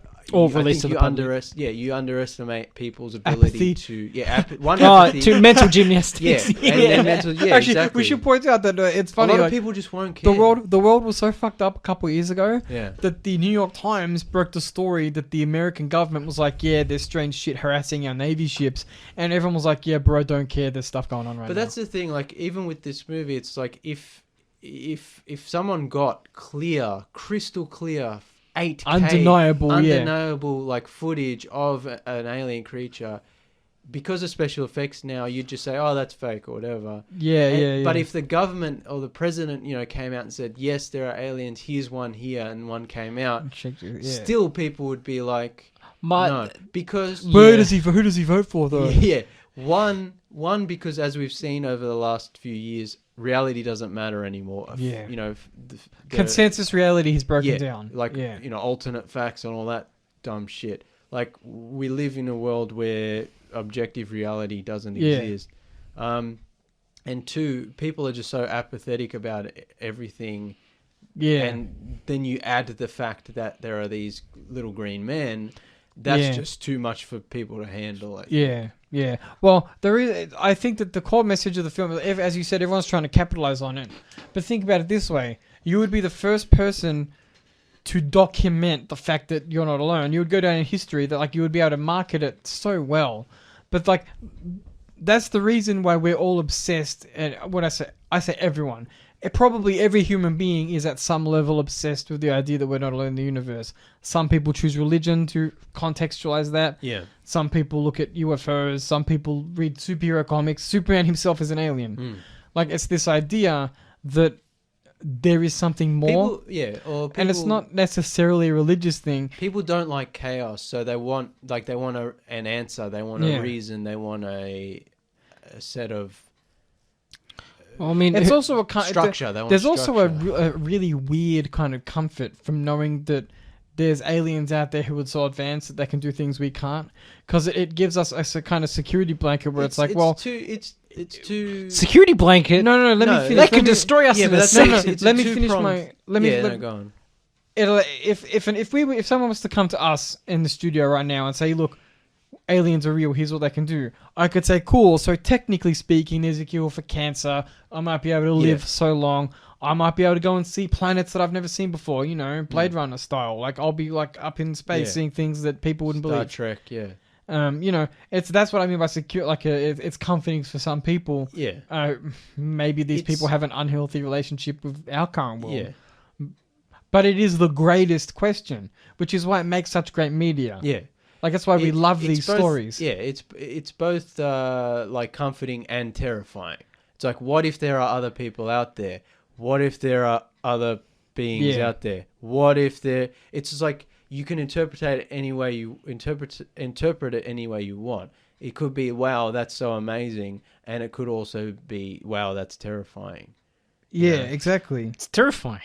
Realistically, if you think it's amazing, you're just not scared of it. You're not. You don't know it. You don't respect. Well, look, Yeah. There's that- your there's that- existence enough. Yeah. There's the greatest quote on the subject of all time was from the famous sci-fi author Arthur yeah. C. Clarke. Mm. Two possibilities exist. Yeah. Either we're alone in the universe or we're not. Both are equally terrifying. Yeah. Because, like, at the same time, if we were to find out, in fact, that we are the only intelligent civilization in the whole universe, and I don't just mean the Milky Way, Yeah. I mean the enormity of existence, Yeah. that's pretty fucked up. Yeah. No. Like it's- we're the best that existence has Yeah. to offer. That's a concern. Yeah. I mean, yeah, because that raises two questions. Why? One, why? Yeah, why? Why are we alone? Well, What is that? I saw a news article today. I saw an article today on Twitter that was saying that every 100 million years or so, the universe gets bombarded with like a certain type of nuclear energy, Yeah. and it gives people Radiation. cancer basically. Yeah. Everyone gets cancer. So it's entirely possible that But that's that- one of the great hurdles is something like the cosmic waves, and Yeah. that is eradicates all the life in its way. I don't know, but we're also the Milky Way special boys. Well, We yeah, are the we Milky haven't Way talked about this special on boys. air. We Yeah. should probably talk about it. So I'm Allegedly. probably going to butcher this a little bit, but there's Yeah. something outside of our solar system called the Oort cloud, Mm. which is basically just we're surrounded by a ring of basically asteroids and meteorites, which protects us from which certain protects us impacts. from certain things. Yeah. We're also then Allegedly. no, it's science. It's a new discovery. Yes, it's an ongoing. it's an in the ongoing process thing. of being peer Yeah. reviewed. Then the Milky Way itself is encompassed in basically like a bubble, Mm. which Yeah. also protects us from other things. Like a radiation. Yeah, like It's like, space like a radiation magnetic, bubble. a magnetic And we're- kind of we're protection We're right system. in the middle of this bubble, Yeah. nice and cozy and comfy. Yeah. And then allegedly we're hurtling through the universe in what's basically like a magnetic tube yeah. kind of object. Just due to Yeah. the forces in Just the Milky due to Way. like the forces of the Milky Way, like Yeah. magnetism and whatnot. We're in basically a tube hurtling through space. The tube protects us from other kinds of things. Yeah. So humanity may be special because we've got inadvertently 3 Yeah. layers of galactic protection. Yeah. So, Well, they always say, like every now and again, someone will say it's a miracle that we even made it, like Earth Yeah. made it this far. because it's the, the what are they universe- called? The Goldilocks. Yeah. Yeah. So we're all in like the back country of the universe, like Yeah. because most places like closer to the galactic center and places like that, the universe is a violent place, and I don't, I mean like collisions Yeah. and novas and all kinds of Black dra- holes. space drama. Yeah. And we're pretty much isolated from all of that. Yeah. Living our best cowboy Which lives is- out which is out in the wild, wild west. One of the questions people always debate about when they talk about aliens is, well, where are they all? And that's a valid argument. It's like, okay, if the universe is supposedly teeming with life, why are we alone? I mean, it's also But one of my favorite there are sci-fi so trope. many- Yeah, it's Yeah. like Bar either none, we're it the is- either we're the first or we're the last. Yeah, it's Yeah. the whole thing. Either way, about, we're pretty yeah, cool. it's the whole thing. Mass Effect does it well, right? They have the Yes. rings. Where did this come from? Yeah, What the, did this- the founding race. The founding Yeah. race. Starfield, my next favorite game that I haven't played yet. Hopefully. That involves a similar thing. Like the central mystery of that game is like, here's some old tech. We didn't make it. We don't know what Yeah. it does. It's the whole, the Prometheus Yeah. thing, Yeah, or, and that- or who are they called? The Forerunners in Halo. It's Yeah. like an ancient. Have you started Mass Effect yet? No, we'll talk about it on Saturday. Yeah. Um, Well, if we do a show. We should be this week. Yeah, but like, it's an interesting thought, but there's like many different theories, and I don't remember them all off the top of my head because there's actually quite. I mean, a few, the most and- logical one is probably just that all other civilizations they kill themselves. Are you talking about forerunners or No, just in terms of the reason why we could be? Oh, on why the- we're like, yeah, we're like the 'cause- bottleneck 'cause- theory. Yeah, because the universe is supposed to be infinite, so it's like, Yeah. well, obviously there has to be someone out there, but then they're just not on our there are density some- level, James? Yeah, there are so many different theories as to why. Yeah, and that's what makes it so. That's- I love speculating. You know, Yeah, like this is one of those things where you can just talk about it, and because we have no idea, yeah. it's like I'm not talking out of my ass. No one fucking knows. No, that's the thing. Callum with all the f-bombs tonight. I know we're not Well, 'cause live. as soon as we I know we're went not off live, air- but we're a I'm- clean podcast, so I'm I'm going to have to sorry. go back and beep, beep, No, I'm beep. sorry. As soon I as just we get were on- excited. as soon as we were on a Yeah, fair, no. anything goes. Yeah, no, I I just know. get excited about Yeah. this. I get excited about it. No, yeah, but it's just it's like this. I like to, speculation is fun. Conspiracies, I love cryptids. Like it's fun to speculate. Yeah. It's like, oh, what if this is real? I'm not saying for sure it's real, No, and obviously there are people who are so obsessed with it that it consumes their life, and they become. Because most people, if you're a conspiracy theorist, look, you have to even know. discounting the right wing element of it. Like if you're a conspiracy, It does go hand in hand with probably mental illness. Yeah. The- But the- I like the fun aspect of Yeah, just see, the speculating. way It's we like, treat it- we don't know. the way and we I treat want, it- like I want to. the way we treat it is the healthy way to treat it, Yeah, where you approach it with an open mind, but you don't believe everything The that thing- you read yeah, The thing, verbatim. the thing Yeah. with UFOs is there's enough real stuff to keep people interested. But there's also a lot Yeah. of bullshit. Like I read recently on the internet, the guy who designed the World Trade Center. He was like a crazy artist, The kind of architect, guy. Yeah, the I architect, know. crazy guy. He was like, "Oh, I got my gifts. I got abducted by an alien, and they implanted a chip in my brain." And he got the chip removed. This is like Yeah. fact. Yeah, There was see, something in his brain, yeah. like a small piece of electronic in his so brain. You're saying it's on record that something was removed from his brain. Yes, and he Yeah. kept it on display in his like showcase gallery Yeah. thing. Yeah. And like, no, he was like on the record. I was like, this operation happened. He was like, So no, that- do an MRI, and they picked it up. There's like Yeah. images of like Yeah. the piece of tech in his That's- brain. So there's enough evidence there yeah, like to suggest that you- well, look, something again, happened. He whether says he it was abducted. aliens. Yeah. Yeah. He said he was abducted by an UFO and a UFO. UFO, Maybe yeah. he just stuck something up his nose. I don't know. So Yeah. this But- is something that's interestingly not that uncommon. Yeah. So the amount of times people have come forward and said, "I have this, this done to me, whatever, blah blah blah," and then they actually do retrieve a piece of metal or whatever. And blah. But the interesting is, I think they even go into this in the X-Files, where Yeah, a they piece do, of metal is retrieved. But then when you Scully actually gets a thing implanted. Yeah. in when you analyze the metal, there's nothing that particularly unique about it. No, but this man claimed it gave him his gifts. Yeah. Well, Mm. one of the interesting things about the phenomenon is that it quite often goes hand in hand with advancement and creative ideas and stuff like that. Whereas like someone will get their ideas from I can't remember who he was. I think he was like a scientist or a physicist or something. But he would go into his shed and he would claim that the gnomes talked to him and they gave him the answers to his formulas. Mm. And then he would go back indoors and write that down. And then people claimed that that was just his awkward mental illnessy way of describing the thought processes that he had in the garage. Was like it put him in a different mindset. Mm. But he claimed it was actually hearing voices from things he called the gnomes, Yeah. which would tell him the answers to his problems. Mm. And it's like it's also like dreams, like people speaking to you in the dreams and giving you the answers. And then the Yeah. downloads is a whole thing, like people being like seeing a saucer and then information suddenly will just pop into their brain. That's like a whole thing on its own. Yeah. So Being able to speak a language they were never. yeah, exactly. they But never also knew, just yeah. like formulas and like ideas, like ideas for a song, for example. Hmm. The amount of musicians who claim to have received inspiration after witnessing a craft, stuff like that. Oh yeah, I wish that would happen to me. Yeah, Tom DeLonge's our spokesperson for that. Maybe you have Yeah. to be talented for the UFO to be like, hey, we're going to give you an idea. yeah. you I have to know. actually have talent in the Okay, first place. It raises the ethics of UFO behavior, doesn't it? It's like why do who why do are they choose? selecting? Yeah, exactly. Why doesn't everybody get good ideas? Because Yeah. that's kind of lame. Unless it's like a deal with the devil thing, where it's like that there has to be something you do first, and then you enter into a. Well, Whitley Contract with the- Strieber talks about that in Communion, where it's like I think it was in Communion, where it's like they'll be nice to you, but you have to behave. Yeah. Because I should say that in Whitley's interpretation is like the man got flat out raped. It's not like Yeah. he does it. It's not like, oh, it's this complicated thing. No, they assaulted the man. Hmm. It's like some people will like use any rationale they can to explain it away. As Well, you boys watched that documentary about the man who had sexual relationships. had sexual with the relationship alien. with an Yeah, Love alien and and did Saucers. Love and Saucers is a great Yeah, documentary. that Watch was it. awesome. Watch it. Very well. Because I think we talked about it like 2 years ago, like on a lockdown episode or something. And then Callum was like, "You should watch it," and I was like, "Yeah, I will." And then I watched it, and I was like, "Holy shit, that was awesome!" Yeah. I mean, did we ever do a review? Not a proper one, no. Well, I mean, so it's interesting we're talking about this subject now, especially with the area we were going into. Yeah, Because Love and Saucers is about this gentleman who claims that he was, in his mid-teens, late teens. yeah, late teens.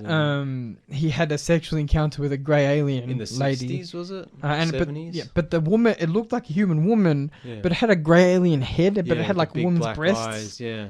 And it's like the most bizarre depiction of an alien you've And ever yeah, heard. he was an art, like he would paint the Yeah. And his paintings encounters. were quite good. They're interesting. Yeah, I the- like them a lot, and I bought the art Yeah. book of it, and I bought 2 copies. I gave one to Callum and one for me. Yeah, 'Cause I'm like, as a birthday present. yeah, because I'm like, I love whatever this is. It's weird and it makes me uncomfortable, but also I love it. There's a certain like I don't want to use the word truth, but there was a certain subjective truth to it where you could tell that the man was definitely firm in his beliefs. He believed it was true, whether it was true or not. Who I knows, personally lean on towards the side of he was something terrible probably happened to him as a young man. that's a lot of the interpretations of like being anal probed and abducted and anal probed. It's Yeah. like a lot of interpretations is that person was just attacked and Yeah. is using this to cope with their trauma. As a what do they call it? A screen memory. yeah, Yeah. and then there's the reason a lot of them have the same story is because it's entered the public consciousness. Yeah. That this is what the aliens look like, this is what the craft looks like. So the Yeah. fact that everyone has the same story doesn't necessarily mean it's true. It's just that everyone's It's in brain- the everyone's- unconscious mind of people. everyone's Yeah, the traumatized collective brain unconscious. has gone to that. Oh, it But- must, because if you think, it must have been aliens, and it automatically conjures up a specific image. But it is still Yeah. interesting to Yeah. think Oh, of. Like, I could be wrong, But like- when there is certain evidence or other Yeah. or Like for all we know, this gentleman actually happened to him in the ways that he described, yeah. which is fascinating. Yeah, he has And- so many interesting stories. Yeah, and he's and like like a weird little interesting guy. He has like whole VHS movie collection that I was like in love with. Yeah. I'm like, I want to be this guy's friend. And he lives in New York or something, right? Yeah. And then they go out of his apartment, and the documentary crew is interviewing his neighbors. Yeah, and because they're setting up a gallery for him to exhibit his artwork at, and one of his friends is this dude who goes like, I see aliens all the time. You just have to look up. Yeah. And I'm like, this crazy guy. I mean, it's New York, so they're Yeah. probably half the people there are just like, yeah, aliens. I'm an alien. Ugh. yeah, But also, I it's watched just- Men in Black a it few was- too many yeah, times. But also, it was kind of like a nice story about this nice Yeah. old man who was painting what he believed was real, Yeah. and I was just like, it's so interesting. Yeah, and so these dudes always have they feel like they have a personal connection to the aliens, and it reminded me of Whitley Strieber where he describes it as a personal, intimate relationship. In Whitley's not a sexual one, but it's like this gentleman in Love and Saucers. It's like he missed the woman, Yeah, and he though- had alien like he was- kids or it's something.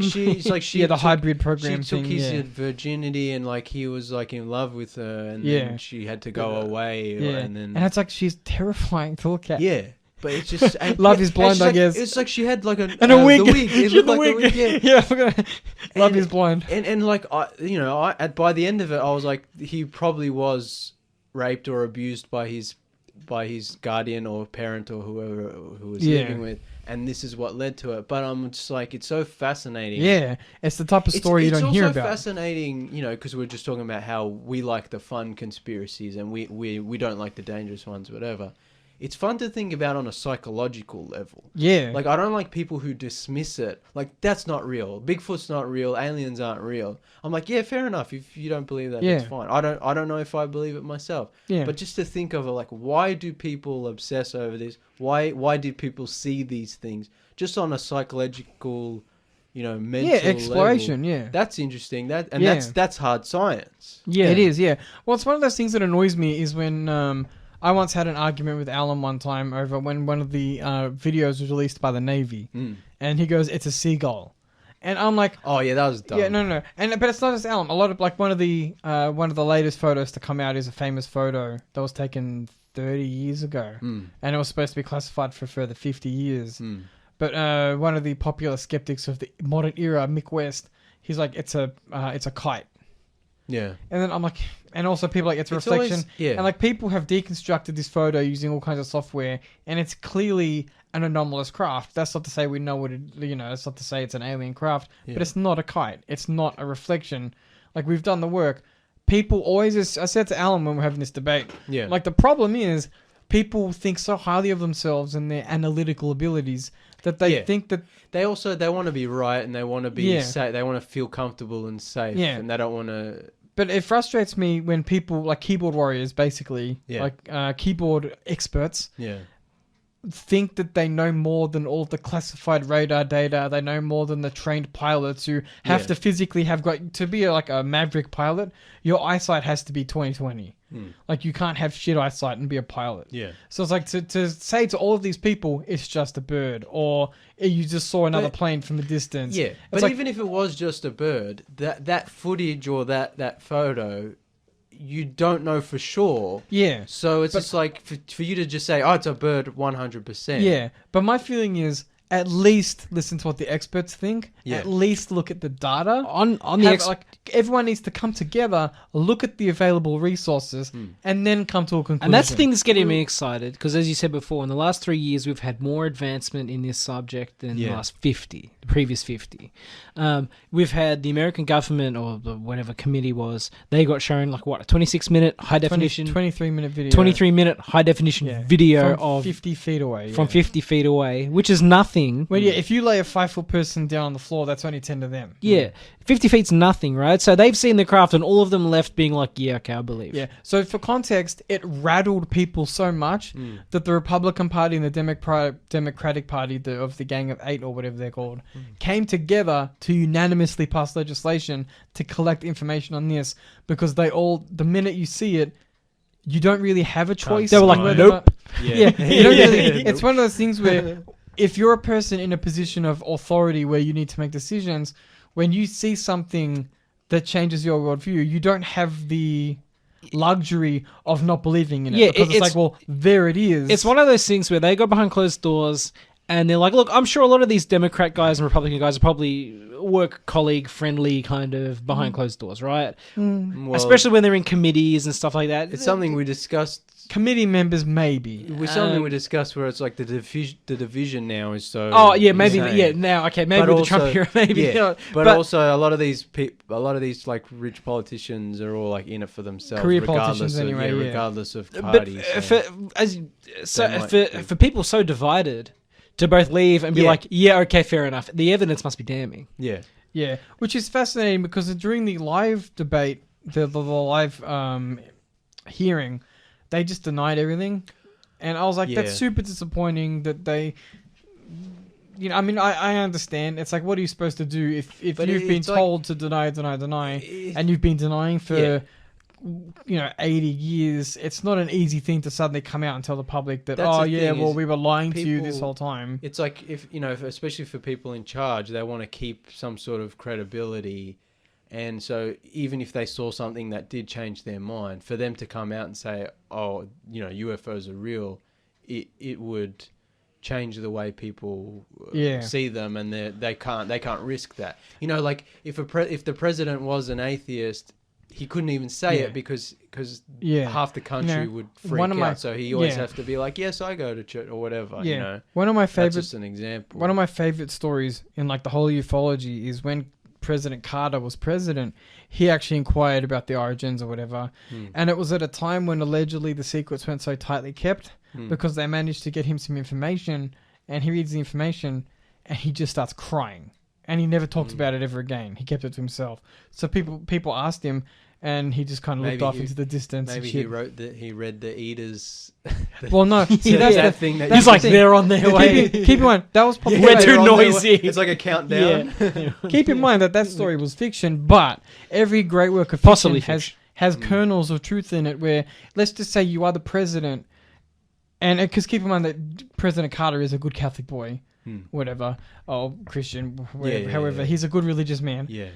So if you were told that there is another alien race, you're not necessarily. It's that's something that could probably make a religious man cry. And it's also on your shoulders. It's going to shake your worldview. Yeah. And also, It's your responsibility. He probably wouldn't be the one to tell people either, because it's like, do you want to ruin someone else's life potentially? That's the thing. If when the president is sworn in, he is told anything about UFOs, more likely than not. I mean, he's probably. They wouldn't have told Donald. Yeah, no, they definitely wouldn't have told. I think that They might have told Joe. No. In the modern era, I think they keep that to themselves. Two now. things. One, they don't even tell the president nothing. There are whole black ops and what do you call them? Government contractors who aren't even part of the government doing their own thing.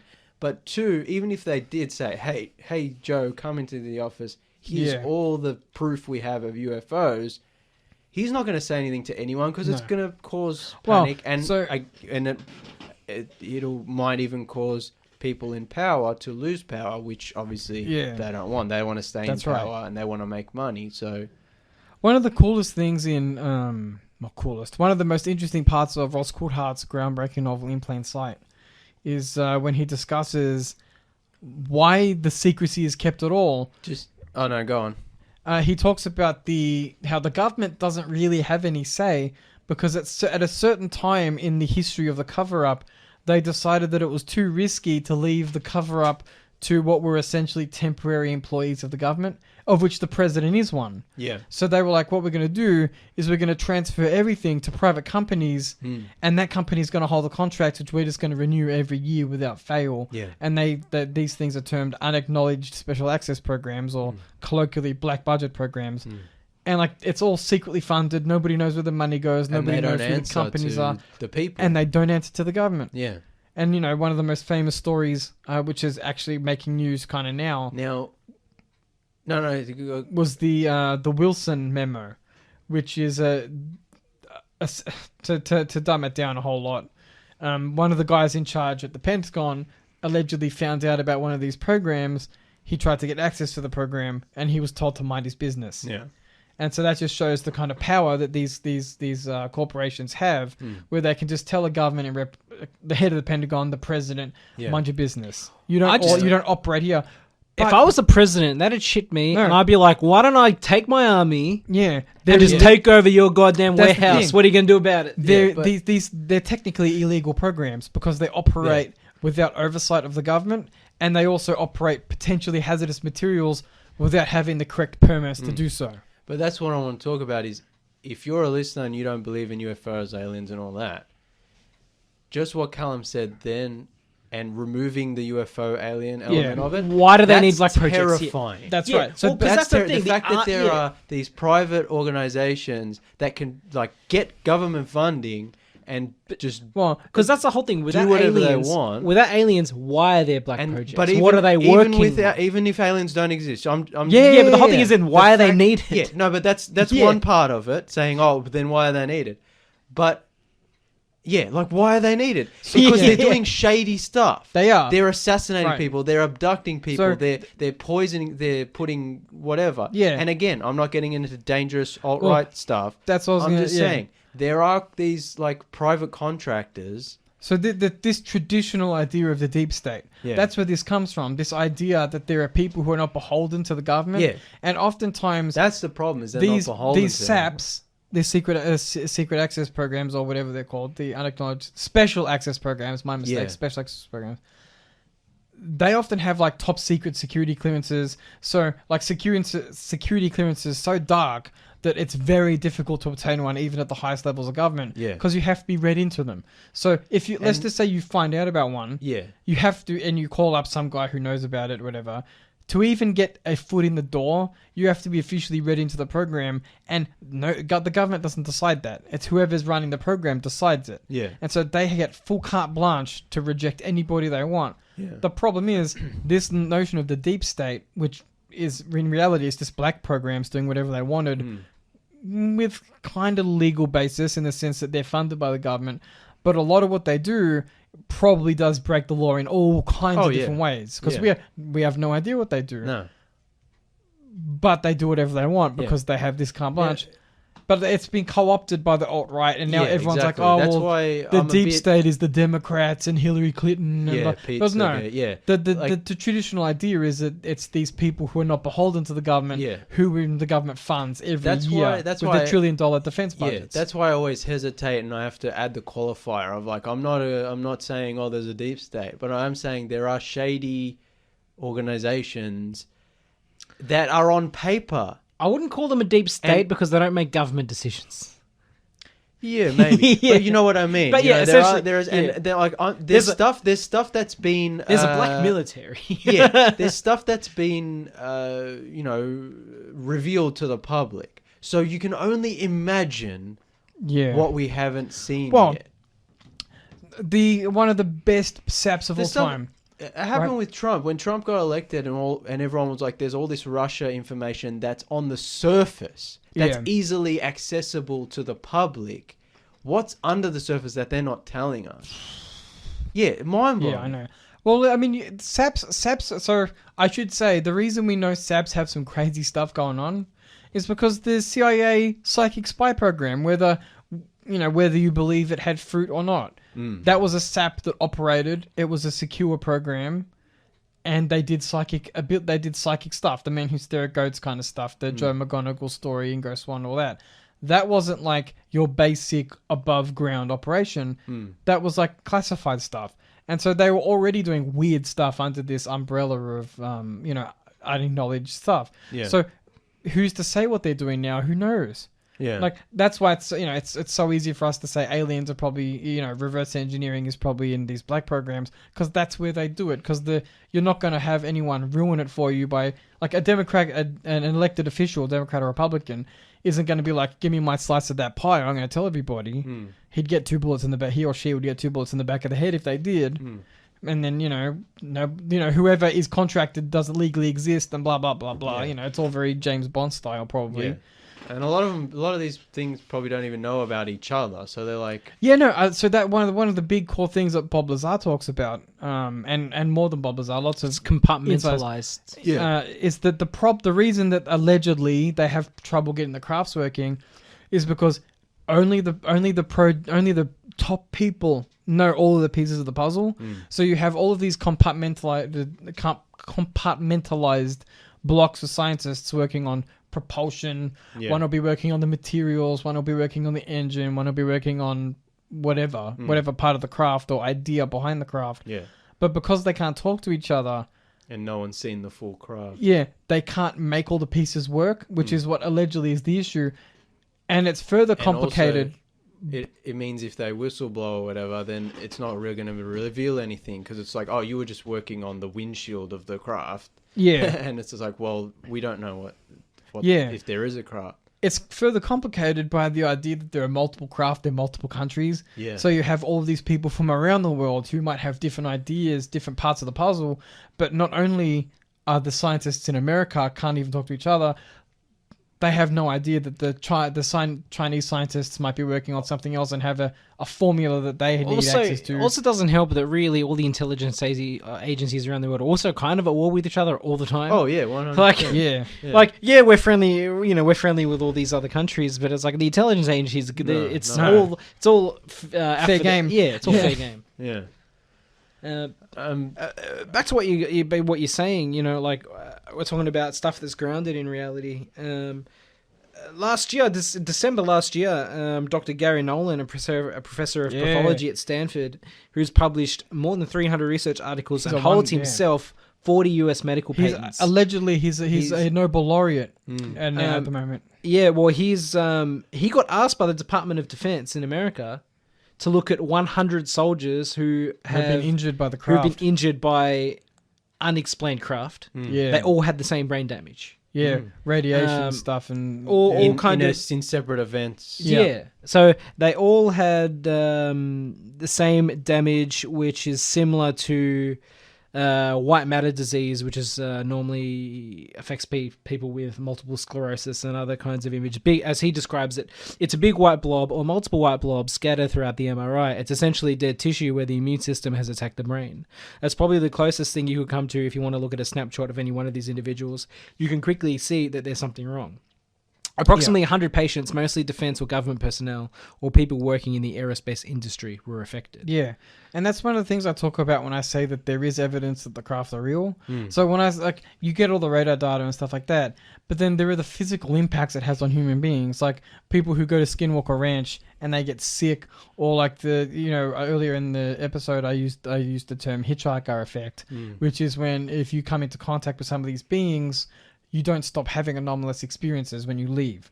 So it's like you'll go home and then your family will be terrorized by something like a poltergeist or what have you, because they theorize now that it's not just aliens, everything's kind of loosely connected and we're still trying to understand how and why. Yeah, the latest sort of oeuvre in the ufology is now just about dimensions. And figuring out they're how extra everything's... dimensional, not Because there seems to be a strange... extraterrestrial. it seems to be a strange connection. So if you see like a craft at Skywalker Ranch or you see something anomalous... Skinwalker. What Skywalker. I mean, I'd like to visit Skywalker I was Ranch.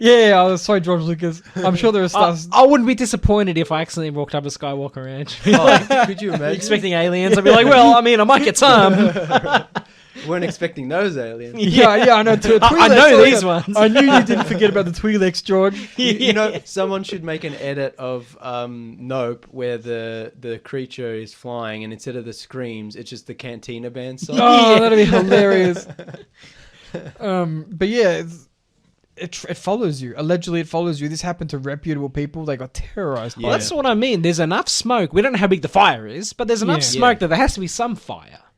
There's got to be something. We don't know what it is, who it is. Yeah. You know, if you got we'll say the most serious politicians in the world are like, It okay, rattled them, yeah. well, okay, I'm a believer, and you've got like medical stuff going on, and there's all these other things. And It's like Gary Nolan, he's that's what's so I guess captivating about the whole UFO kind of thing. It's fun to think And about. it is and fun talk because about. it's like there's enough basis in reality. They're like, okay, there's something. Let's speculate. Let's think about it. especially when you look Gary Nolan, he's a Stanford Yeah. Professor of medicine and stuff like that. He's a serious dude. Like, closed-minded people are so boring because it's like, no, it's not, that's it. And it's just like, well, you're no fun.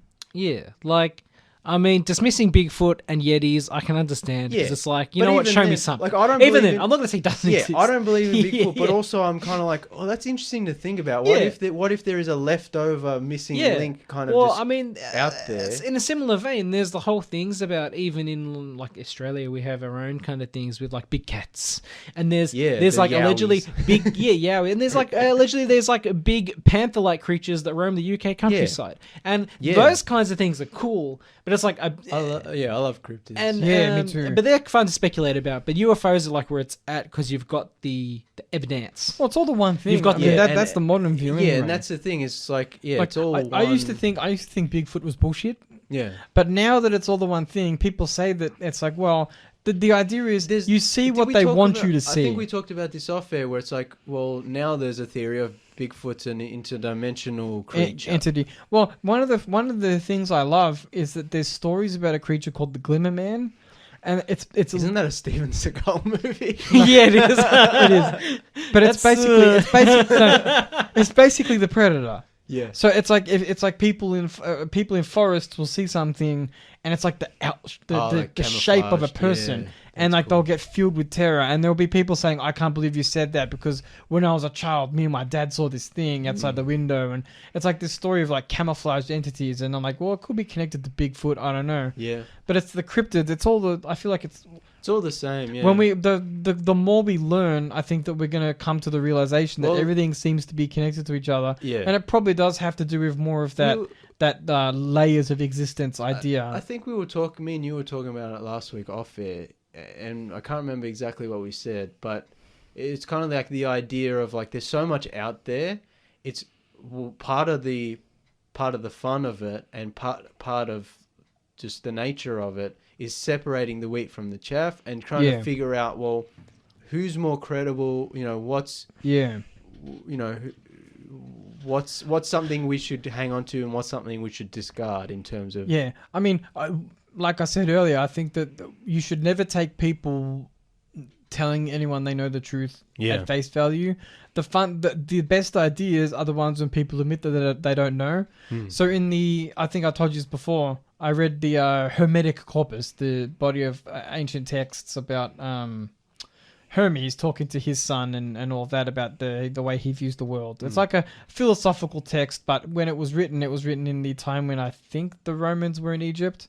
So, but all philosophical texts were kind of wrapped up in religion at the time anyway. But it's like he talks about astral projection, and then they talk to his son or whoever says, so what does it mean? And he was like, I don't really know, to be honest. Yeah. And like, that's the attitude you need to have, is that notion where you can say, I saw something, but I don't know.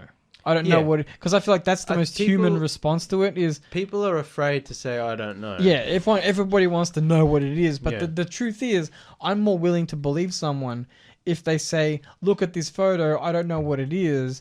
Or, you know, I saw this craft and I couldn't figure out what it was in the sky. Or, you know, I might have saw something when I was a kid and I don't know. Like, that's the compelling stuff, is the stuff where we're like, we saw something strange, but I lack the knowledge to attribute meaning to it.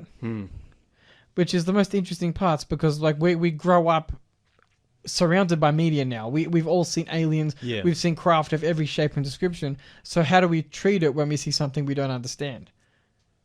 Because Exactly. like you look at the, like I said, it's the psychological aspect. You know, the and the sightings historical aspect. Sightings of aliens go all the way back to the ancient times. You know, some of Yeah. there was early sightings over ancient China of like flying ships, flying fireworks over China and Fire, stuff. yeah. I like the story. The Roman soldier story. Fire in the Sky. Did you watch Fire in the Sky? Not yet. I'm getting. Oh, There's the so good. You'll love it. there's the Roman story where there was Roman soldiers saw flying burning shields flying Yeah, over yeah, battlefields night after night. I like the story. I don't know if it's Also- Austria or Hungary, where there was just like aliens like having like dogfights in the sky, and there's like a Allegedly. medieval Yeah, yeah. like painting about it. Yeah. They theorize it was fake news, but I don't Oh, know. fake news. Yeah, okay. It's like you were saying how cryptids and Bigfoots and UFOs and astral projection. It's like could all be part of the same thing. Could all be part of the same explanation, whatever.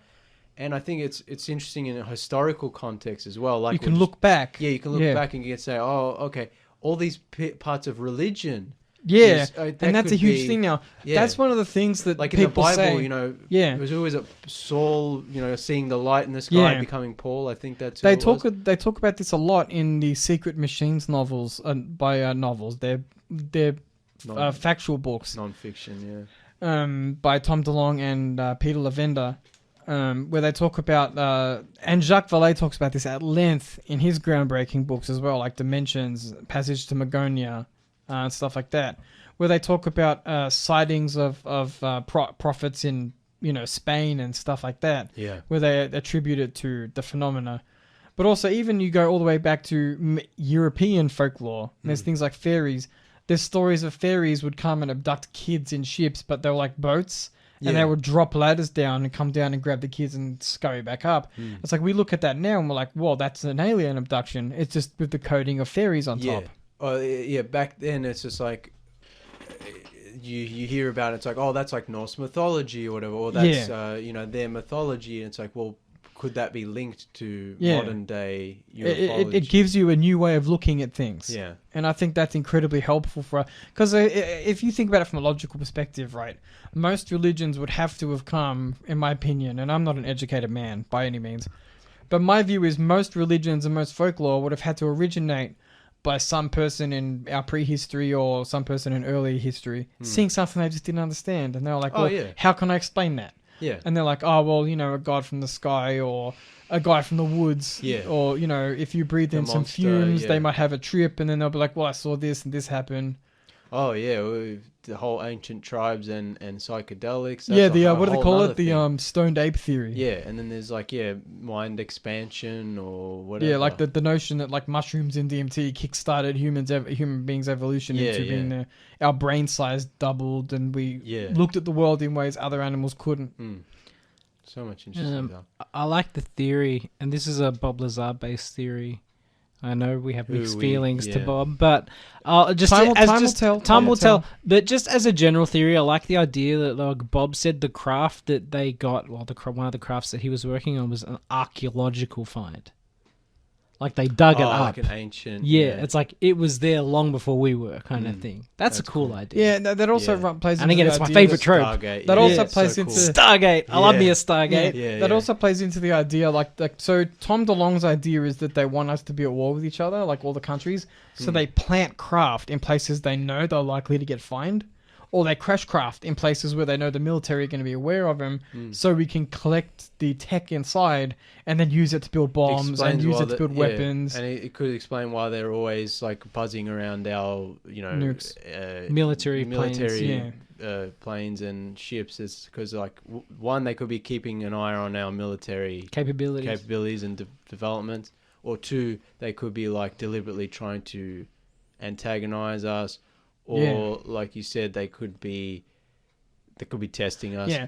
The DeLonge theory says that they're antagonists. Yeah. So they purposely try to goad us into attacking other countries. Yeah. They goad us into fighting with ourselves. They Yeah. like all kinds of psychological and technological ways to manipulate us into being violent civilization. Yeah, well, we were talking about this the other day where I was like, it could also be because they're from a different dimension, they're not actually doing anything, they're just accidentally popping into our reality and kind of floating around and then popping out, and we just see them momentarily, and that's why we can never get a good glimpse of them. Yeah, because they're not. We're not designed to look at that complete entity. Or alternatively, they're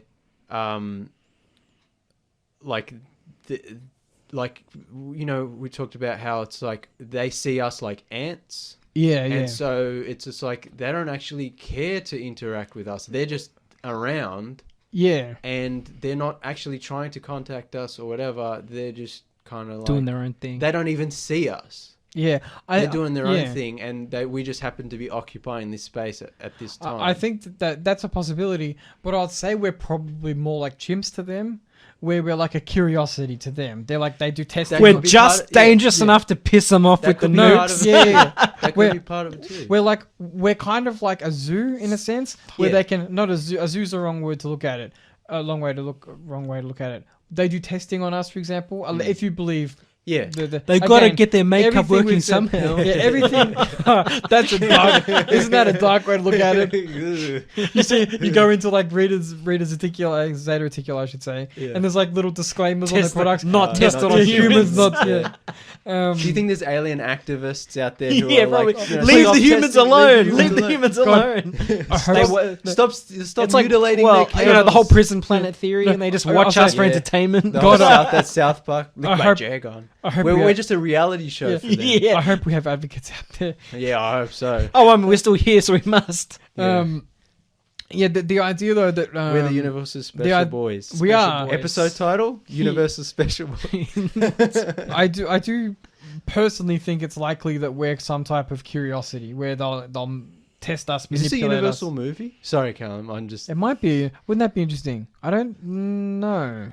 I'll look it I up. can't Universal's special boy. Yeah. Jordan Peele. Yeah, well, he would be if he was Yeah. if he was with Universal.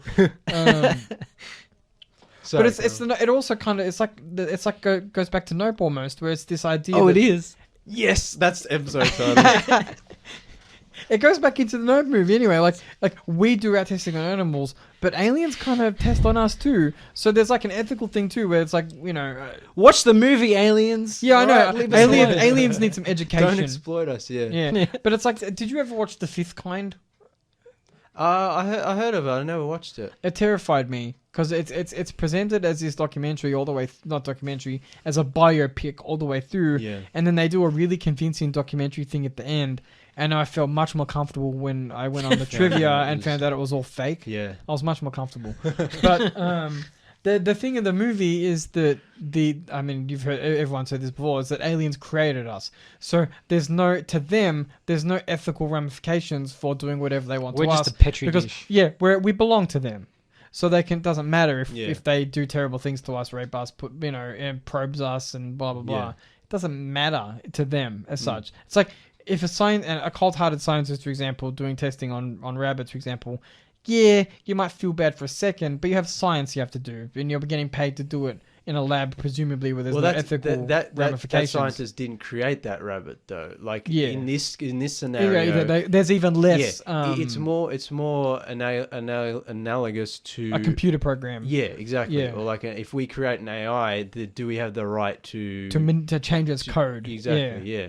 Oh yeah, a robot. If we created a robot, What can we do to that robot before we which break there the are many ethical- science fiction movies about this. It's like, at what point does it become its own person? Yeah, and it's When like it has its own consciousness. Yeah, so to these creatures, at what point would we become worthy of self-determination? I think when it has its own intelligent consciousness, then there's the line. Yeah. From a human perspective. Yeah, but to them, they might not care, or they're trying to build us up to their level, to the point where they're like, okay, you're ready to join our society. Or if you're Tom DeLonge's kind of people, it's like they just want our souls. Because we're That's connected. also- Oh yeah, that's like a whole nother. Well, so I think people always use the word soul and they attribute it to like they give it a religious context. But Oh, I think I didn't mean it. No. way. It's helpful to frame it as just a consciousness thing. It's like there's something in us which persists after bodily death. Consciousness and that's is another thing that's unexplained. So far, Yeah. and they want to Where does it harvest come that. from? Yeah. They want to use. It's like the Loosh idea. It's like kind of like adrenochrome, where it's this idea that the human beings are essentially just containers for energy that they harvest when we die.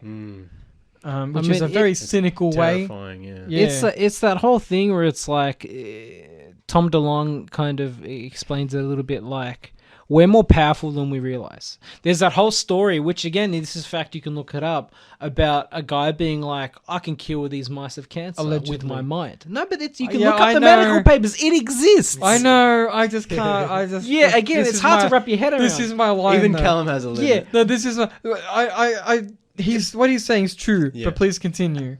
A man was like, I can kill these mice with my mind, yeah? I'm a powerful human. And he did it. And he's like, here's how you do it. And then they gave all these other mice cancer, and they cured the cancer of mice with whatever mind psychic powers they had.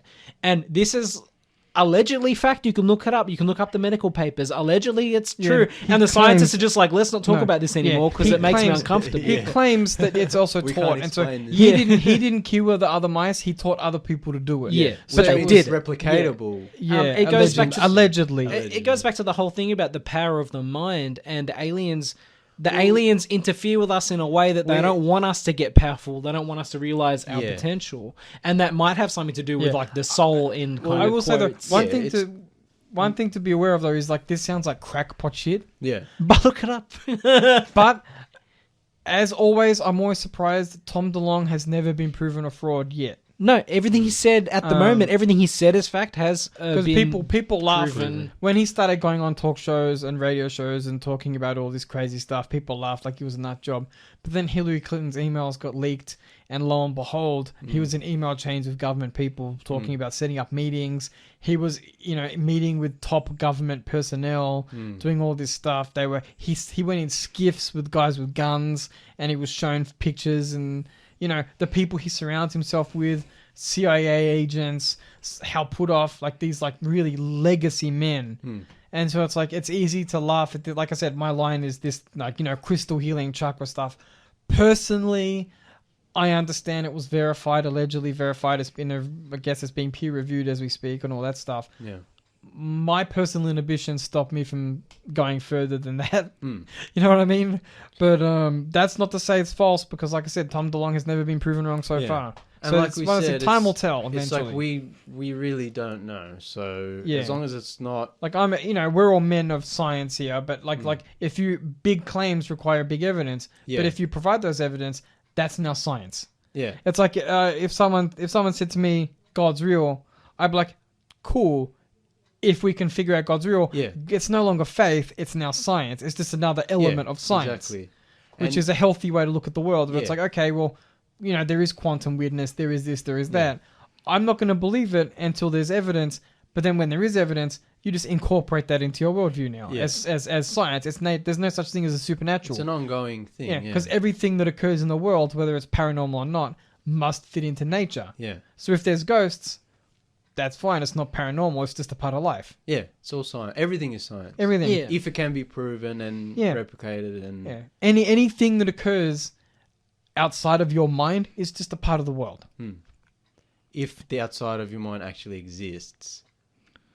Yeah. Well, I think it was Mitch Lukaku was recently on the Joe Rogan Experience, and I think it was a Joe Rogan, or was it Lex Friedman's podcast? The anti Neil deGrasse Tyson. Yeah. And he Mitch was Lukaku. he was recently talking about a theory that our brains are just antennas and they just receive. Yeah, that's it. That goes all the way Well, back to that's- Tesla. Nikola Tesla was like, we just receive information. It That's the doesn't come thing. from It's us. just like, is consciousness? Does it come Yeah. from outside? Does it Yeah. come from within? Well, yeah, basically. Is there such thing as a Yeah. collective consciousness? If there is a God, is it just all? Well, of we are just the consciousness? universe experiencing itself. Yeah, exactly. That's a very hermetic idea. This idea that Well, I mean, like- it's objectively true. Like, we are part of the universe. space dust. We are We're experiencing the If what we- universe. yeah. We are space dust. Yeah, we're all made of the same matter. If what we see is what's reality, we don't know. But we only see such a small part of Exactly, the we light can't spectrum. see. Yeah, we can't see a lot of Things. things. Who out knows? But look, as you can tell, it's our longest episode in probably there. a We went good full year. Joe Rogan. We went full Joe Rogan. We did. We could go for If another I- hour yeah, or two. If I wasn't so uncomfortable in this chair, we would have done the full 4 hours. I was. That's like Look, I you said, can tell it's one of our favorite topics. Look, Well, see, and this, we've talked a lot of shit today. Yeah. But for listeners, I just want to remind them that it's important to not take anything at face value. Oh, look up all the So- crap we say. Yeah, Don't yeah. believe us. So 100%. we know we at least for everyone in this studio, we start with the preposition that there are strange things in the sky. Further than that, Yeah. it's all just fun. I Yeah, don't know. exactly. I just think that the fact that the GOP or the Gang of Eight or whatever they call Yeah, themselves, something like that. the fact that they had a meeting on UFOs and it scared them shitless, and they were like, "I'm a believer." Well, okay, yeah, maybe there is something to it. yeah, And just Yeah, at a base level, that's I a want to be surface level. I want to be Yeah. a fly on that wall. yeah. Yeah, like- everyone wants to be in that meeting. Yeah. Yeah. Everyone wants to be at Roswell, 1947. Allegedly, yeah. Well, See. allegedly. I don't know, one man. of Do you want the cancer? Can I be a that's respectable, another different part we away? didn't even talk the- Yeah, yeah. Well, The that's the UFOs part. give you cancer. That's the part that I don't tell you about in Hollywood Well, that was, films. that's why that doctor was looking at 100 soldiers and Yeah. members of government being like, okay, they all have the same type of Yeah. disease, Which is and a another quarter part- of them died from It's it. another thing. Are the aliens deliberately doing it, or like I said, do It's- they just not even pay attention to us? It's- And Again, just I think it's product- just we're just accidentally, inadvertently, yeah, we're just accidentally. I would say it's collateral damage. breathing Yeah. in their exhaust. Well, I think it's more likely that, like, the fact that they're like, how do they, they probably use some sort of radioactive material, Yeah. and we Yeah, get too that's close them to is it. fine. It's but probably to us- acceptable Or even collateral damage. I mean, even it might not be fine to them. It's just like we're on the outside of their car getting the exhaust. They're inside. They're not getting the Yeah. exhaust. You know what I mean? Yeah. Who knows? They're not sucking on the Yeah. tailpipe. That's We it. are. Yeah, exactly. or where the cabin or the cockpit Yeah. might be perfectly or safe. Earth you know what I is mean? their dumping ground. where Yeah. well, according to Ingo Swann, they use it for its resources, our abundant supply of water. As dumb as this is going to sound, apparently they're very fond of salmon. They like banjo music. I like blues and Oh, yeah. bluegrass. There's a great story. There's a great story. Okay, all right, we're keeping going. So, All right, we'll keep it going. one of my favorite UFO alien stories is, and this is a rich tradition, right, of Native Americans back before, Yeah. we'll say colonization. Colonization. They had certain areas which are, no-go zones. Aliens, unknown creatures, and all the The whole scary Twin kind of Peaks stuff. thing, Yeah. you know? And even in Australia, there are places where like ancient Aboriginals didn't really care to tread. It's like Yeah. this idea, like Well, it's like we before just said. before civilization became what it is now. Yeah. There were places you just didn't go. It's Pretty like- much yeah, every It's like continent we on just Earth. talked about. Everything's connected. Yeah. These people's beliefs could be connected to whatever's going on with UFOs. Yeah. And today. this is more There's recent there's history. cave paintings of Yeah. like creatures that look like aliens Yeah. by Aboriginals. And Yeah. this is obviously more recent history because bluegrass. But Yeah. there was Native Americans, and I was like it was like a granddaughter talking to her grandparent about her experiences with UFOs. This is when I was a girl. I just got abducted into a craft in one of these areas, and they would talk to me. And they particularly liked bluegrass music. yeah, And there was some other stuff and whatnot, and they didn't harm me. But this is like an old woman, Yeah. talking in like her native tongue. This is like probably like 1950 or earlier. This is like really early on, Yeah. in modern history, we'll say. So this would have been, been happening over 100 years ago. Oh, not 100 years ago, but like it could have been happening in the 20s, 100 years ago. And yeah, like the aliens, like they talk to this old woman as a girl, and they like the bluegrass music. And Scum said they like salmon, and like Yeah, Well, I they like might be explorers. They might Yeah. be just looking. it's to- one of the reasons I like that story so much is because it's so wholesome. Yeah. It reminds me of It's the best case scenario. Yeah. They've Yeah, got, it like, reminds these me cool aliens who are just like, "Hey guys, what's going on?" It you got reminds me of salmon and there's a- bluegrass. I'm there's here a on famous holiday. there's a famous story. I think it was in America about a guy who helped a group of aliens get their ship running, and they looked like Italians. No, I'm serious. And then They had like the moustache. Yeah, like yeah, yeah. they And then- no. But then in thanks, they gave the guy a pancake, but it was like terribly burnt. There's a photo of the pancake itself.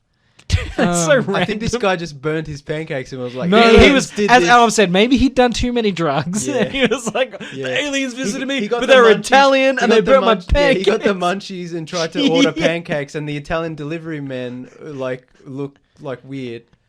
I'm showing the Oh, boys yeah, that is a weird pancake. a picture of the burnt pancake that was given by the Italian alien men. But yeah, that's and like there's all kinds of wholesome weird stories. You know, oh thanks, here take Oh, your yeah. pancake. It also goes that. Well, the that's- Mothman. Yeah, it also goes that, Mothman's my favorite. that strange tradition of sharing food with theories and other phenomena. Yeah. It's like you're not supposed to eat it. So like, would you eat something an alien gave you? I probably wouldn't. I mean, yeah, could we even digest it? Yeah, Yeah. Could we even taste but it? considering they look like Italians, it's probably fine. Oh, it's probably great. Probably tastes amazing.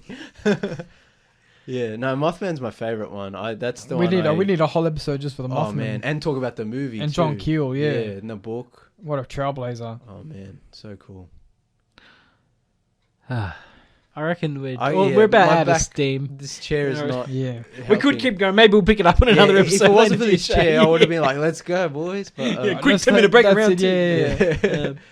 Look, thanks for listening, everybody. If you made it through the whole This episode, far, thank you yeah. for listening.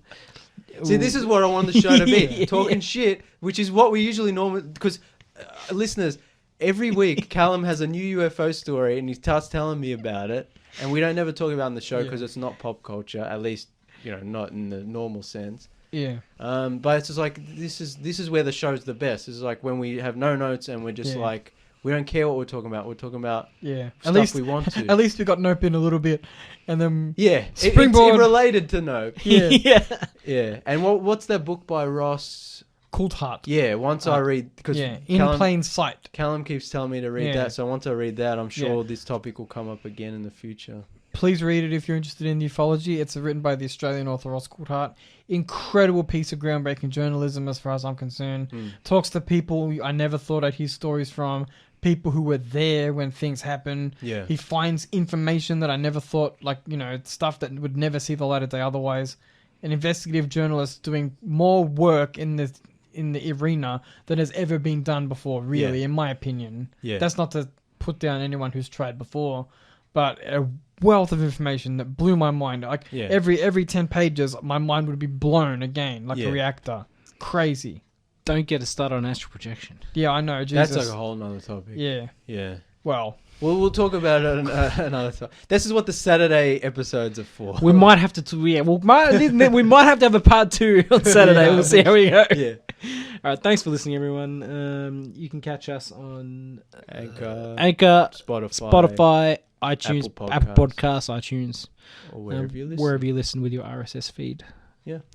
Please Podcasting like and apps. yes, your podcasting apps. Please like and share the Tuesday Review Facebook page, the Twitter, and the Instagram. We'll be back we'll be back later on this week. Hopefully, we'll see. We hopefully do a Saturday bonus episode. I don't see a reason why we won't this week. But yeah, who knows? we'll That you can't tell the future. You can't tell. No, that's right. Thanks for listening, everyone. Just keep an eye out. Yeah. We'll be back. Keep an eye. Should Thank be back you. next Tuesday. Adios, cousins.